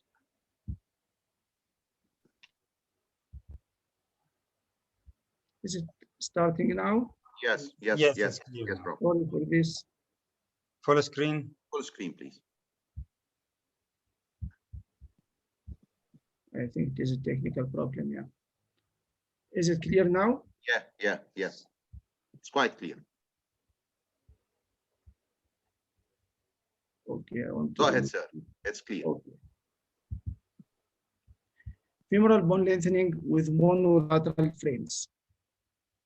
This is my disclosure. It is known that limb lengthening should be considered for patients with limb length discrepancy of 4 centimeters or more. Although limb lengthening procedures are associated with impressive gains in length, studies show that the rate of complications is equally impressive. Limb lengthening has been reported to be associated with a high complication rate. This data from about 40 years ago, from Wagner started his diaphyseal lengthening till now, is still reporting a high complication rate for lengthening. That is because shortening could be associated with different multiple problems like bone loss, bone deformities, skin problems, other soft tissue and or joint contractures, infection, and so on. So a competent frame and the proper surgical techniques are a must to achieve good results and lessen complications. From my own point of view, the use of monolateral simple frames can reduce this complication rate. I want to illustrate that we have something that is called Lizarov disease that affects some of orthopedic surgeons. As Dr. Gamal said in his lecture, don't search for one solution for all problems. Some orthopedic surgeons believe that everything is treated with Lizarov technique. Lizarov is just a way of thinking. Nailing is another way. Ring fixator another way. Monolateral fixators, plating, all are ways of thinking. So we will have this talk and the upcoming talk of tibial lengthening from this clinical point of view. We have a lot of clinical cases to illustrate that it is not only the monolateral or Lizarov ring that could be used. We can do a lot of things to solve patients' problem. This study was conducted with about 56 patients, males mostly, with an average age of 36 years, with a range from 15 to 57, with shortening from 6 to 17 centimeters, with a long follow-up up to 8 years or more. We have different etiologies for limb shortening. We have post-traumatic, about 50% of cases, congenital shortening, 25% of cases, poliomyelitis, 17%, and cases with old bone infection, 7%. All were treated with a modified Wagner or a modified orthofix frame. The Lizarov method of corticotomy callotesis was applied to all cases except 10 cases of polio, where a corrective osteotomy was done to treat the hand to knee gait, and another 14 cases with old malunion to treat shortening or angulation. This was done at the metaphysis or at the physial site, except 8 cases where the osteotomy or corticotomy was done at a diaphysial site. Bifocal technique was used in 10% of cases, and the femora were lengthened to an average of 9 centimeters from range to 6 to 17, which is equal to 9 to 56% of the original femoral bone length. The other data are as usual: duration distraction, average rate of distraction, total treatment duration, and the average healing index was as usual. Complications were classified into major and minor. We have 64 minor and 8 major complications with a total complication rate of 43%. The most common complications received were pen tract infection, about 70% of cases, mild to moderate pen tract infection, varus distal femoral segment, which was corrected during lengthening, about 14% of cases, and the average residual discrepancy was about 2 millimeters. Don't forget, a residual shortening was always intended in cases of oligomyelitis to leave a space for the foot for clearance during walking. Final end results were graded as excellent and good in about 80% of cases, 17% fair, and nearly no poor cases. Some case presentations: this is a male, 35 years, with 6.5 centimeter shortening due to poliomyelitis, and he have fixed flexion knee deformity, about 20 degrees. This is a recurvatum osteotomy, and the removed bone wedge was fragmented and used as a local auto bone graft. This is the recurvatum to the right. This is immediate post-operative photo for the patient. This is 5.5 centimeters length, 70 days post-lengthening. This is 21 weeks post-operative. This is 4 years post-operative with full canalization of the distal femur. And this is also 4 years post-operative photos for the patient and the knee range. This is a case of bifocal lengthening. We have here propagation of the corticotomy or osteotomy to one of the pins without affecting on it. This is the frame up and down. It is closed, not open yet, here and here. This is serial X-rays, 9 weeks post-operative, 4 months post-operative. Is the frame open to its maximum desired length, 4 months post-operative, and this is at time of fixator removal. Another case of polio was 9.5 centimeter shortening, the same sequel. This is 3 years post-operative. This is a pre-operative hand to knee, characteristic for cases of poliomyelitis. This is 11 months post-operative. This is 20 months post-operative, still improving in gait and walking and posture.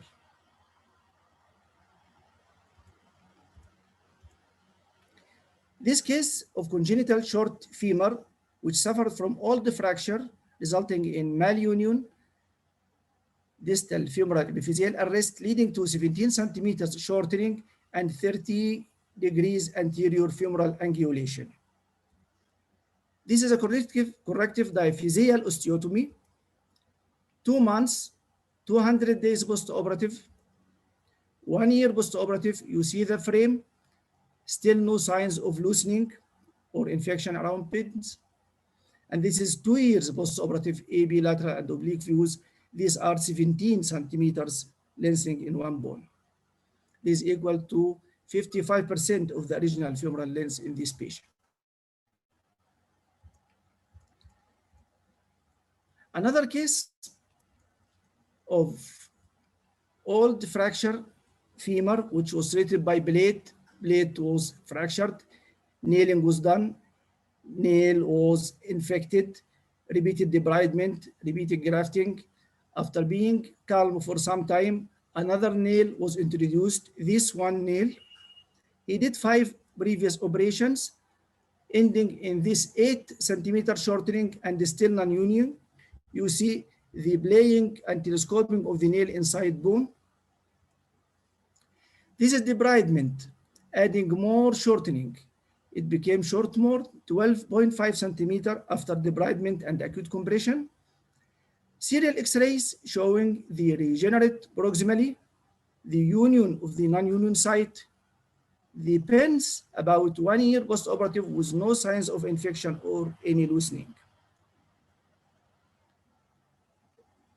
We always start partial weight bearing.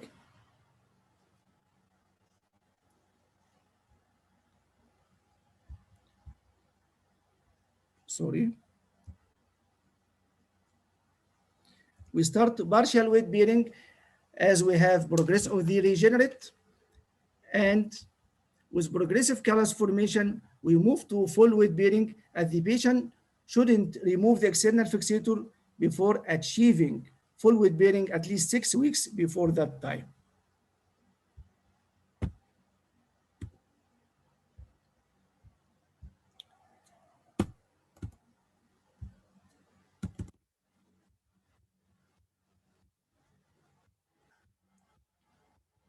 Dr. Ahmed Sheikh, I have technical problem. You are with me? Yes, Prof. Ahmed. One moment, please. I think the Windows stopped working. I should restart it. Sorry for this.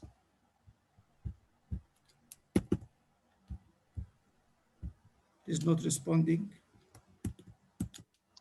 Let me stop the share from my side. Try it now, anything?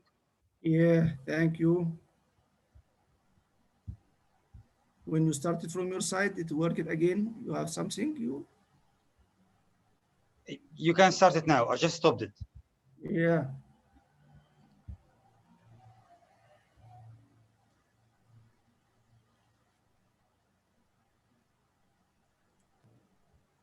Is my screen sharing with you now? No. No. Not sharing, okay.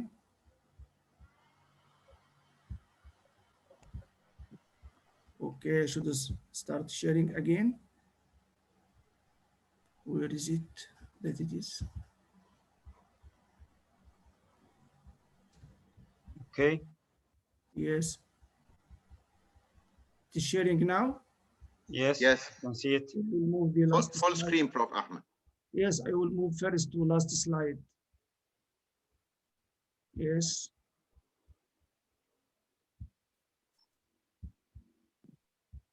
And this is a patient after removal of the frame.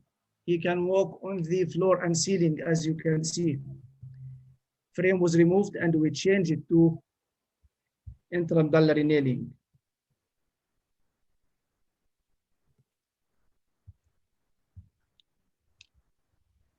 Still sharing, Dr. Ahmed? Yes, yes, sir. Another stop, I don't know why. Yeah. This is another case. Female, 18 years old, who suffered old fractured right femur and ilium 8 years ago. She had blade fixation, non-union, bone grafting twice, non-union, replating and graft, infection occurred, blade removal, external fixation application, debridement 2 times, eradication of infection 4 years ago, but still have deformity, limping, and this evident shortening. This is her X-ray down. This is X-rays.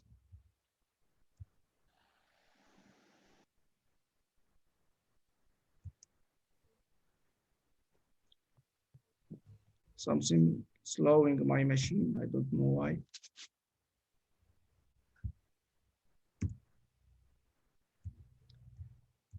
She have clinically no side-to-side instability or telescopic instability, completely painless. You can call it atrophic non-union, stable fibrous or unstable non-union. She had osteoporosis.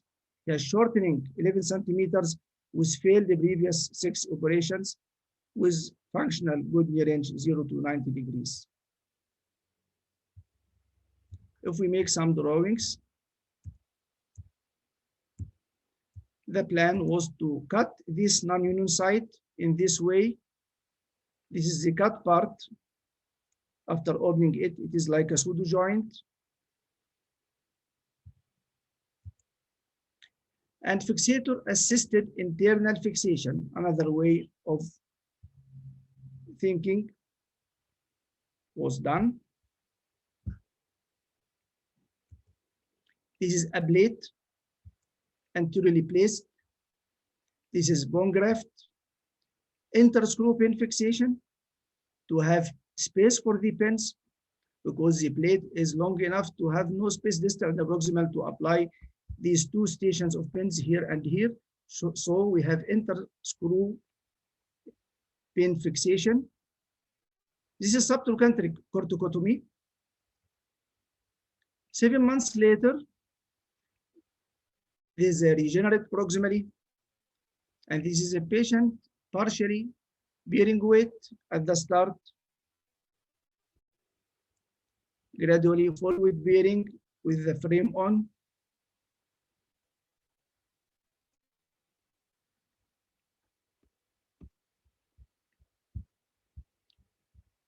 Gradually, we start dynamization by decreasing the number of pins, moving the heavy frame and application of a lighter frame to allow more stresses to the fracture.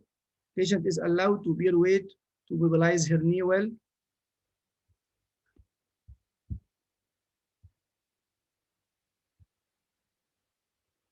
Sorry, 2 slides were missed, not important. This is another case of congenital shortening of the femur and tibial. 18 centimeters femoral, 18 centimeters tibial. Total 36 centimeters shortening. This is half of the problem. The other half is here when you have the side view. It is apparent here in the X-ray. The proximal tibia is malunited about 100-degree posterior angulation. When the patient extends her knee fully, her knee is looking to the ceiling. Her foot is looking to the ceiling. This is full knee extension. This is full knee flexion. This is simultaneous lengthening of the femur and tibia and the correction of the tibial deformity and the application of a small plate and interscrew pin formation here for the upper tibia. And this is a patient after the end of the procedure, 2 years approximately.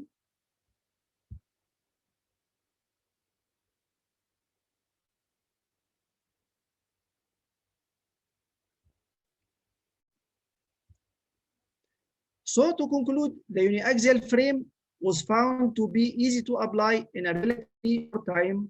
It is fixed in place with large shank screws, has a good range within which angular adjustments could be made.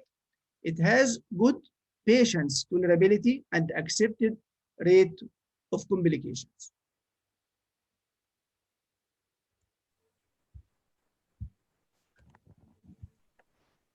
Thank you very much. Thank you, Prof. Alain, for this nice talk about how to use the monolateral frame to do the femoral lengthening. Sorry for the dear colleagues, we are not able to take the questions at the moment. Sorry, we need to move forward. Okay. Going back to Professor Gamal Hosni and his talk about the joint deformity, how would you deal with it?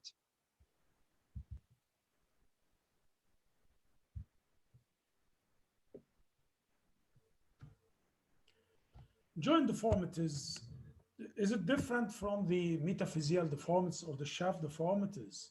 This is joint deformity of the knee, joint deformity of the hip, the knee, ankle. Perhaps this was the first time to treat a joint deformity by intramedullary something, you see here, in this 3,000 years old mummy. Now I'm trying to answer some questions. If you have a joint deformity, are you going to operate or not to operate? Do you have a desirable deformity? Can we create a malalignment for improving the function of the patient? What about the progression of the deformity? Does it make difference if you have a rapidly progressive deformity or a slowly progressive deformity? The ligamentous laxity, does it make a difference? Does it make a difference to if you have a ligamentous laxity? When you have a joint deformity, are you going to correct it intra-articular or extra-articular or both of them? What about the secondary deformities? Because I've seen that many times. The children, they go with a joint deformity to the pediatric orthopedic surgeon, and he always tell them, please come after 1 year or 2 years and make another x-ray. And the patient has a deformity of the ankle. And at adolescence, the patient had another deformity, fixed deformity of the foot. So if you want to correct, you have two fixed deformities, the primary deformity and the secondary deformity. And why on earth you want the patient to wait to develop another deformity? We want to make life easier, not worse. So if you have this deformity, this is the hip joint deformity, this is not a trial to see the angle of anteversion. No, this is some sort of congenital short femur which was not described in the literature. The femur lies transverse, 90 degrees. And if you have such a patient, I had a patient a long time ago and I corrected the flexion deformity, but it came back within few months. So this is the patient. What about the decision to operate? The patient is functionally normal, she runs, she goes to school alone, she has an almost normal life. So the decision was not to operate. You see this malalignment in such a patient. Don't talk about the deformity. This is my patient. This is the all the poliomyelitis patient with quadriceps 0. So we decided to do a hyperextension deformity here to push the weight-bearing axis anterior to lock the knee during walking. So sometimes malalignment can be desirable. Progression of the deformity. You see such a case with this deformity and another case with the deformity. Does it make difference if it is progressive or not? You see here this patient, this is physiologic gene of arm or valgum, and you see it's a regressive deformity and you have to wait because it's regressive. Why you want to correct it? In all the also rachitic gene of arm, you have to wait. You have to wait even more. We wait after healing rects, we wait at least 1 year because sometimes you have reversal of the deformity. So it's better to wait such situations. But you see in such a case, Olier's disease, hereditary, it's a progressive deformity. You see the deformity is progressive. So you have to correct it. Otherwise, the patient will develop other deformities.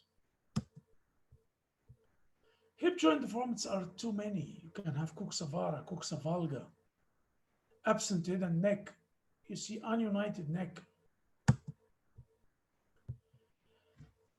And you can correct the deformity. You always draw the anatomic axis of the femur, of the upper femur, and the axis of the neck.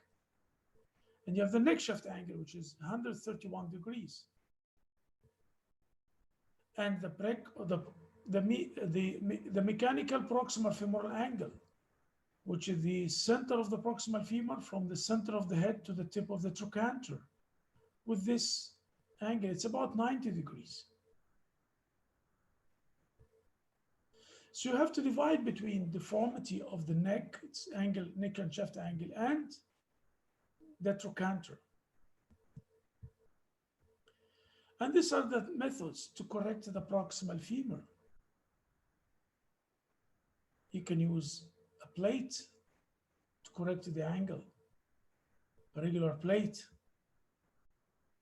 external fixator. You have too many methods to correct. Pelvic support osteotomy. Sometimes you don't have the upper femur. And you can use the support osteotomy, pelvic support. It's subtrochanteric valgus osteotomy, which was suggested about 200 years ago, 1838. Elizarov just added another osteotomy to correct the mechanical axis and to do lengthening.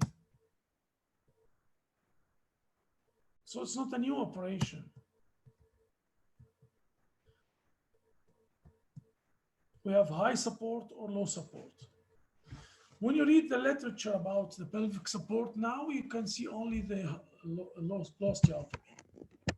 And I've seen a paper of 8 cases done from 5 centers. Each center had 3 operative surgeons. And they talk only about the low surgeons, and they claim that the hard osteotomy will create problems. I didn't see any in the literature for the people doing high osteotomy. And you see this is high osteotomy. If you do low osteotomy, you lost a lot of length. Why? So you can do high osteotomy and lengthening at the same time. And this is the follow-up after 13 years. The patient still have some residual shortening, but she refused any interference.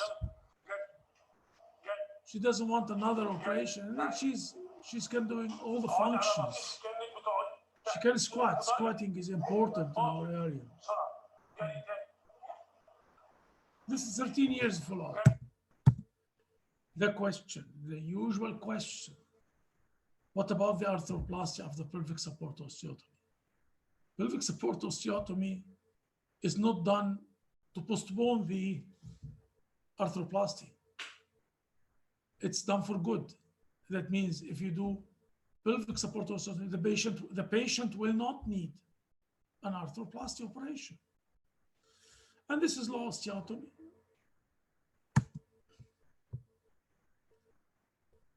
Another low osteotomy in such patients. The patient had hip dysplasia on both sides, and she presented to me at the age 17, and we did pelvic support osteotomy on the left-hand side. Before doing pelvic support osteotomy, we send the patient to arthroplasty surgeon who is doing arthroplasty for the young age, and we let him try to convince the patient with the arthroplasty, talking about the effect, the best things and the problems with the long-term problems. Also, we discuss the operation for the family, and we let them see the results, and we ask them to wait for 1 month, then decide. So they decided for at the age 17 to have pelvic support osteotomy. And this was the result. She can squat, she's having a good life. Anyhow, after 7 years, she started to have severe pain on the right side. And this is after 4 years before developing the pain. See the way she moves, equal leg length after the first pelvic support osteotomy of the left side. Then, after 7 years, she started to have severe pain at night of the right side with severe osteoarthritis. At the time, I failed to convince her. The arthroplasty surgeon convinced her so she had, at this age, she had arthroplasty of the right side. And now it's another 5 years of follow-up. She's okay with the pelvic support on the left side and arthroplasty on the right side. What about the knee joint deformity? If you have a knee joint deformity, long time ago, we've learned that if you have a valgus deformity, you have a supracondylar femoral problem, and you have a varus deformity, that means you have an upper tibial problem. This is not true. If you have a coronal plane deformity, the deformity can be in the lower femur, the upper tibia, or ligamentous laxity, or any combination between them. Again, if you have a sagittal plane knee deformity, it might be a femoral plane deformity, tibial bony deformity, or joint flexion contraction, or hyperextension laxity. You see, if you do weight bearing, standing view, and you see if you draw the joint orientation line of the lower femur and the joint orientation line of the upper tibia, they're going to make an angle. Usually the angle is 0, between 0 and 2, but this is a real angle. That means you have ligamentous laxity of the left side. Realignment of the knee joint deformity may be extra-articular or intra-articular. You can correct intra-articular or extra-articular. In this patient, you can do both. But in this patient, we did intra-articular correction, osteotomy through the physis, and we raised this segment, the tibial plateau. And in this example, this is an osteotomy, and correction and displacement. You see, you have to do displacement to correct the mechanical axis. So you can correct the knee joint deformity intra-articular, like this patient, or extra-articular in such patient. So intra-articular knee deformities can be complete or partial. Complete, the whole articular surface is deformed, or just half of it is deformed. The whole is deformed, or just half of it is deformed. And you have to think, do you have a complete or partial deformity of the joint? It's difficult to assess the intra-articular knee deformity. It's very difficult. Why? Because the joint orientation line, how to measure the joint orientation lines here, it's difficult. Some people use the joint orientation line from this point to that point. This is called resolution line, but it's not accurate. Again, this is an example of the extra-articular correction.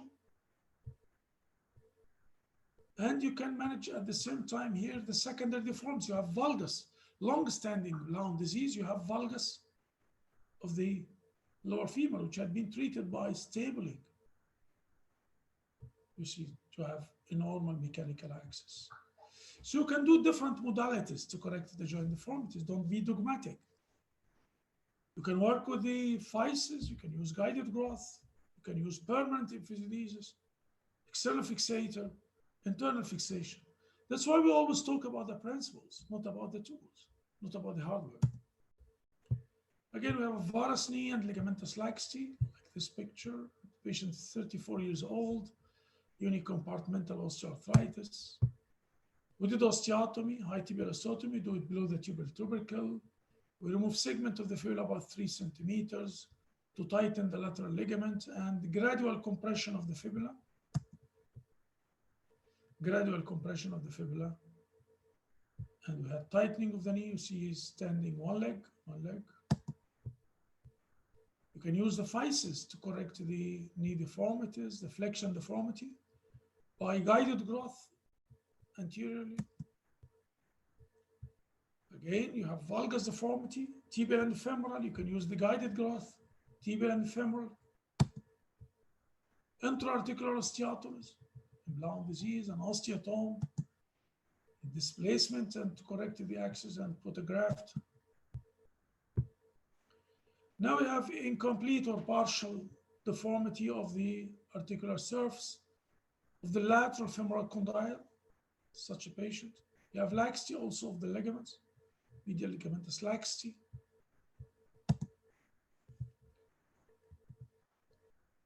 Again, we have a valgus deformity. We have to measure the mechanical axis of the femur and the tibia. And the analysis was we have a femoral intra-articular deformity, metaphyseal deformity, shortening. Tibial, we have metaphyseal deformity and shortening.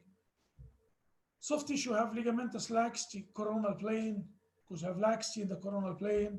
We have soft tissue contracture because of the flexion knee in the sagittal plane. All these deformities in the same patient. And the osteotomies, the plan was we have to correct the intra-articular fragment.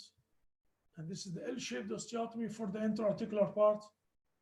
And the metaphyseal part, another osteotomy for the metaphyseal tibial part. And this simulation done by my fellows, because usually I don't do drawings, but they always like that. So as you see, they did first osteotomy, and this is the L-shaped osteotomy to push this segment down and to correct the distal femur. And they will correct it, they pushed it medially, and we have this is lengthening. This is done by my fellows, thanks to them. Anyhow, we did the first osteotomy L-shaped, and with the distractor, we pushed it down. So this is acute correction of the deformity. Then you put olive wires of stitch wire to reduce it. Then another osteotomy to correct the angular deformity and to do gradual lengthening. This is acute and gradual. See the picture immediately afterwards. Another osteotomy, shape. Then gradual correction of the deformity and lengthening, gradual correction of the field deformity and lengthening. And the flexion contraction, we do distraction from posterior to correct the, also had flexion of the distal femur, which had been corrected gradually. And this is the end picture. Fully corrected knee.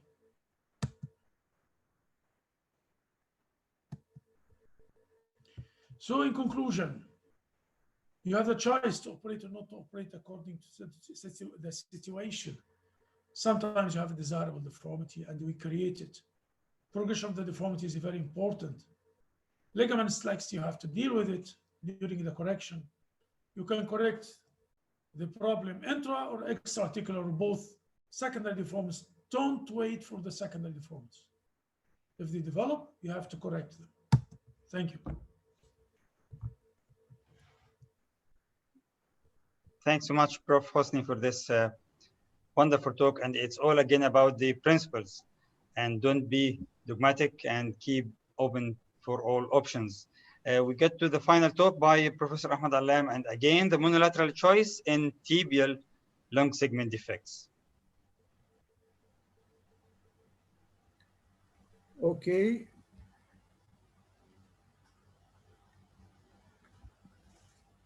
You have the share now? Yeah. Okay, thank you. This is tibial long segment bone lengthening with the monolateral device, again, to say that we are not Elizarov surgeons, we are reconstructive surgeons.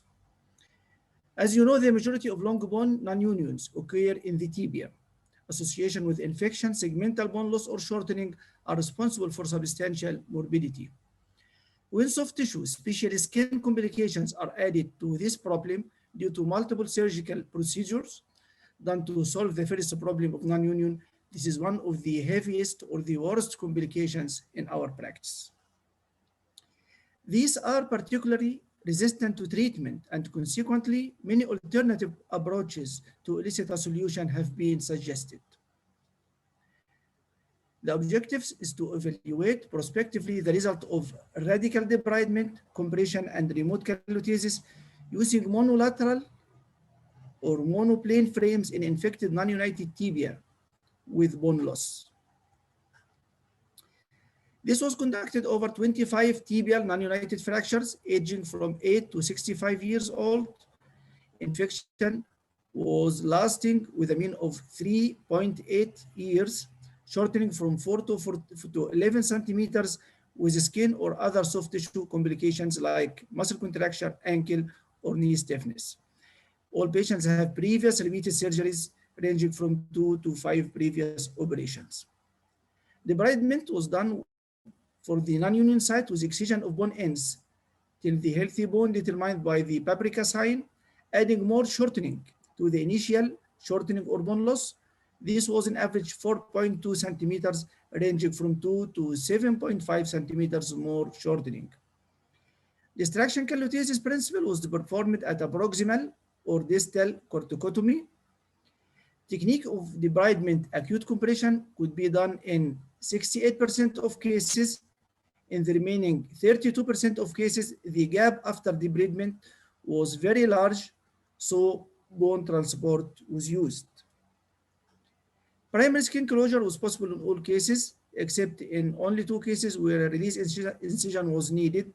Fibular osteotomy was performed in 44% of cases. Different types of monoplane external fixators, Wagner-Hoffman AO frame designs were applied.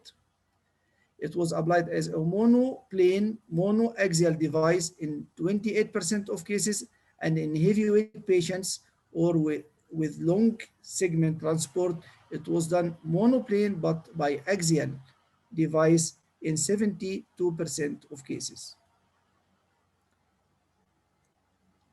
Physical rehabilitation was done early, and weight bearing was also according to the same principles as we said in the femoral bone lengthening before. Clinical and radiological evaluation of non-union healing, eradication of infection, functional recovery of the limb after healing, reoperation rate, and patient satisfactions were our evaluation criteria. Bone healing for the non-union site was achieved in 96% of cases in an average of 18 weeks. Infection was eradicated in 88%. All united cases have eradication of infection, but the remaining infected 3 fractures, only 2 of them showed bone healing. Healing of soft tissue wounds, debridement and corticotomy was in average 18 days. The mean length gained was 8.7 centimeters, which have a range from 6.5 to 15 centimeters with the initial shortening plus the added excision. Clinical and functional scoring were satisfactory in 88% of cases and unsatisfactory in 12% of cases. Complications were the sum of debridement and lengthening procedure and were classified into major and minor.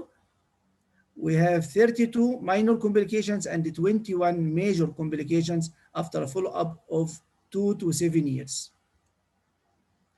The most common minor complication was pain tract infection, followed with problem of alignment during lengthening and soft tissue contractures. All were minor because all were resolved during lengthening.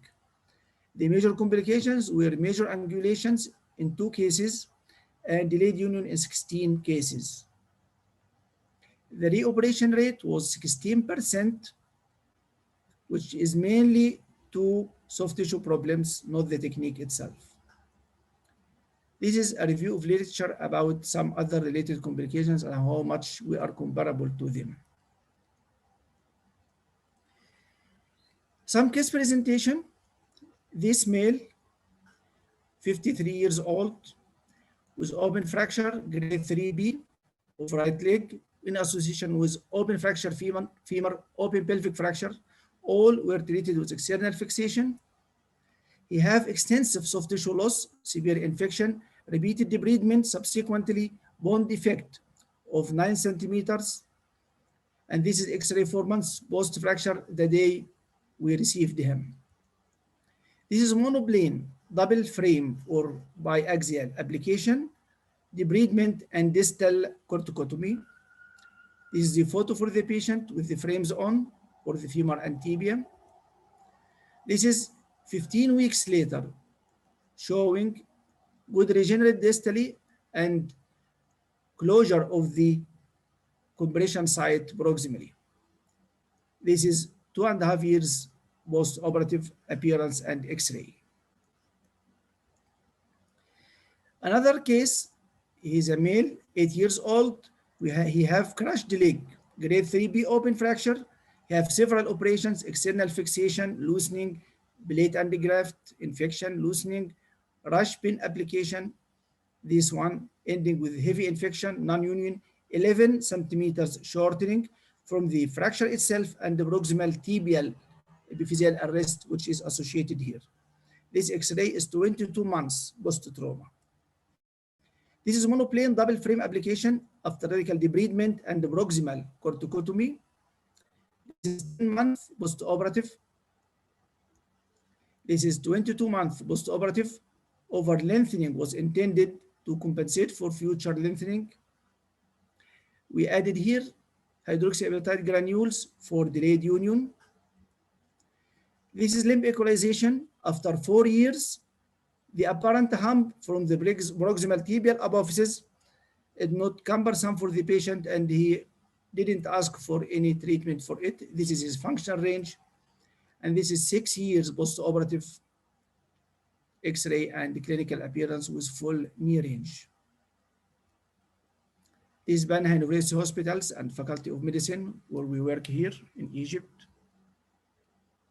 Another case, 24 years old, with established non-union infection, 3.6 centimeter shortening in an already applied external fixator for the 3rd time after repeated debridement.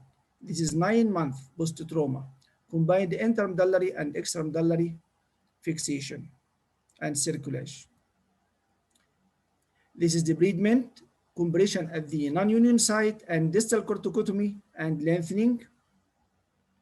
And this is 2 years post-operative appearance and function.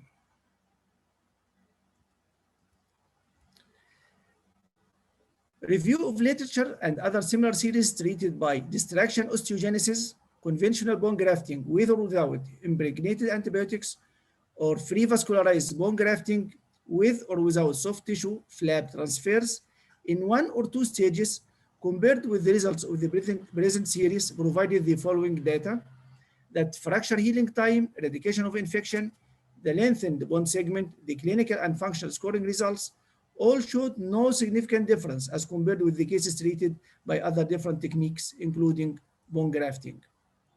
As regarding complications, in spite of the added rate of complication of lengthening to those of debridement, total encountered complications of this series showed significant decrease.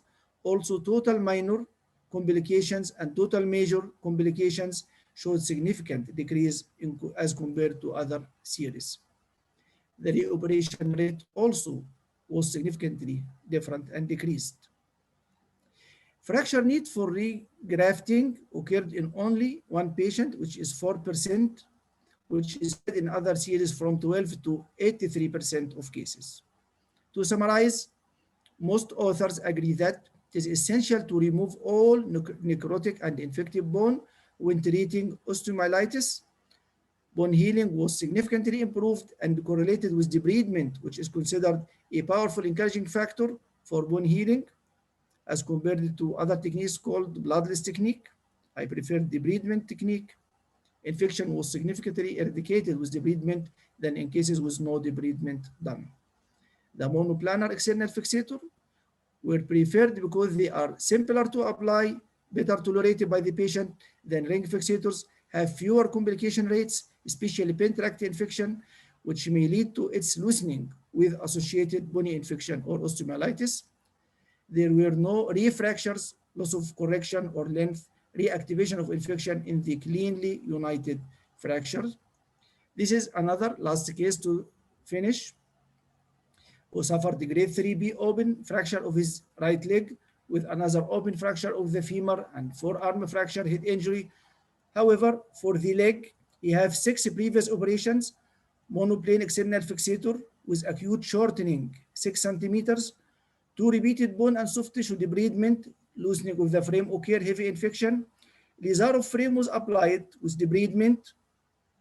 However, radical sequestrectomy was done, adding another 8 centimeters, giving us this appearance.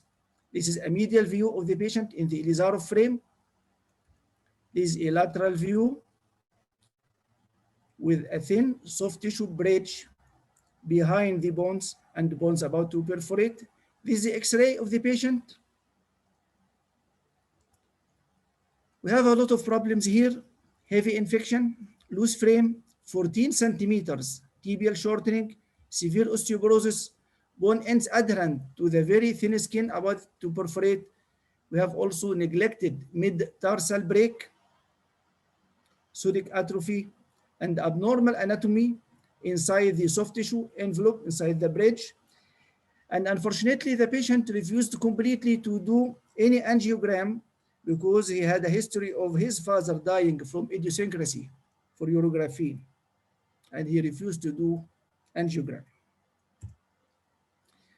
However, sometimes amputation seems to be logic in some cases like this, but the patient refused completely to have amputation.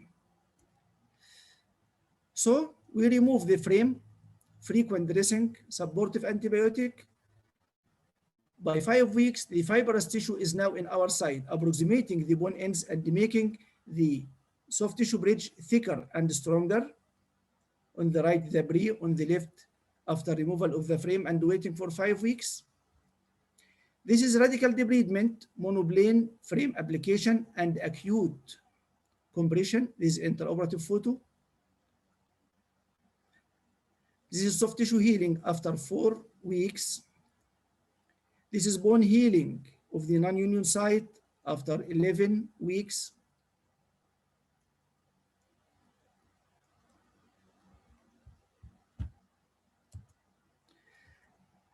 The matter of length equalization is easy to perform. after doing scanogram, proximal corticotomy, gradual lengthening. When length was achieved and union was achieved also, patient has good power in his limb, the easy task is to correct the neglected tarsal break, which was left till the end, to be sure that the patient will complete with no amputation. This is a patient after foot correction, and this is his active range after lengthening and union, and his foot corrected now and plantigrade.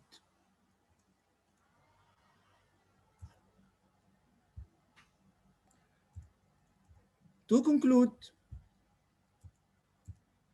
debridement combined with mechanically competent monoplane external fixator can successfully produce bone union with a good quality callus, eradicate infection, correct shortening at an accepted complication rate. Thank you very much. Thanks so much, Prof. Alam, for this wonderful talk. It's again another proof that all the tools are available. You should do what you can do properly and what's the best for the patient. So you can do the Rezarov, you can do the monolateral fixator, whatever the tool, you apply the principle. There are some few questions. If you don't mind, Prof. Alam, we can just give short answers, just not to make some our people colleagues still upset. awake. I know it's beyond midnight, but just for our colleagues not to be sad that we didn't answer the questions. What about the loss of range of motion of the ankle or the knee during lengthening? How would you solve this problem? We usually start mobilizing the knee or the ankle early, or we can involve the calcaneus in the frame if we have a tibial frame. But usually early physiotherapy and the early mobilization is enough. Rarely we use mobilization under anesthesia early during lengthening, not late. But usually when you start physiotherapy early, it is corrected, no problem. As you see in all cases, no fixed knee or ankle deformity you have. So if you have a patient with a weak callus formation during the distraction, how would you treat this problem? Weak regenerate. Yeah, you can use the telescoping technique as occurring in ring fixators. You can shorten, wait for some time, re-lengthen, shorten, re-lengthen in cycles till you have a good regenerate. That's what occurs in many cases. Yeah. A general question, how would you determine the site of osteotomy? I think this is for lengthening generally. Again, I didn't hear you. Determine the site of osteotomy. The best osteotomy is the cancellous site. So you try to be at the cancellous site as much as you can.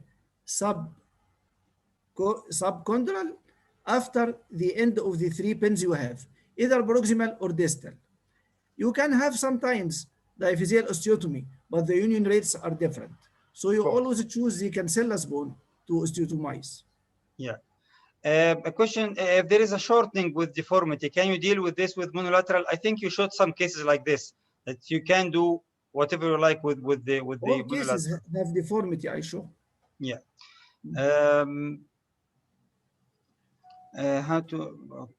How would you adjust the lengthening per day on the monolateral frame? I think our colleague might not be familiar with the DC device and the LRS.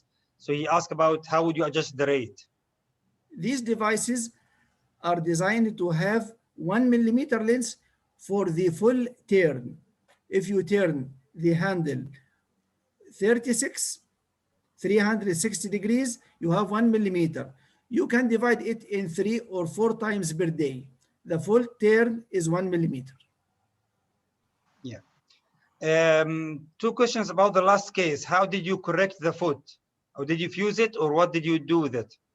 Yeah, I have a neglected tarsal fractures, which was malunited. It was tarsometatarsal fracture. So I removed the posterior wedge from the tarsus and the metatarsus, which was already fused in malposition. This is a simple posterior closing wedge. Yeah. Again, another question about the last case. Was there any room for the plastic surgeon to help? Neuroplastic surgeon to do what? Like I think he suggests like a flap or so. After debridement, a flap to cover. The first step was removing the distraction of the Elizarov to allow soft tissues to contract, as you saw in the photos. So this is number one. Number two, after you excise more bone, you have more soft tissues. You have no fear about neurovascular complications. You have relaxed soft tissue for 5 weeks or 6 weeks, as we did, and then you excise the necrotic dead bone. You have more shortening. You have more relaxation for the soft tissues. How would you avoid angular deformity during lengthening, especially with monolateral fixator? You can see procurvatum also, especially with the tibia. How would you avoid this or deal with it? The most common deformity you face during lengthening with monolateral frame is the varus deformity, whatever you are lengthening femoral or tibial. When you use monoaxial double frame, this is abolished. When you are using monolateral monoaxial frame, it occurs sometimes, but usually a little degrees. You just do in the outpatient clinic some loosening of the frame and readjustment of the deformity, because you have still a weak or early forming callus or degenerate, which is very soft. Just some loosening of the frame and manual correction and retightening of the frame of the clamps again. Okay, that's not for questions. A question about the muscular technique. I think you had a dedicated talk for this. So just our dear colleague Laith, just follow the program and there will be a talk about it. Hexapod struts in Egypt, they are available, but they are expensive a bit. So yeah. Thanks so much for this wonderful day. And Prof. Ashab to close the day, please. Thank you, Dr. Ahmed. And now we come to the end of the third day of deformity correction and 14 planning course and LRS course. Many thanks to our international and national guest speakers and to the Prof. Ahmed Alam, Prof. Gamal Hosni, Prof. Ahmed Sheikh, and all our colleagues. Tomorrow will be a special guest from USA with the UK guests and our Egyptian colleagues. Tomorrow is a special night, very fruitful night, which is the fourth day in Banha LRS online review course. See you tomorrow at 10 p.m. inshallah, and good night. Many thanks to all of you. Thank you, all of you. Have a good night.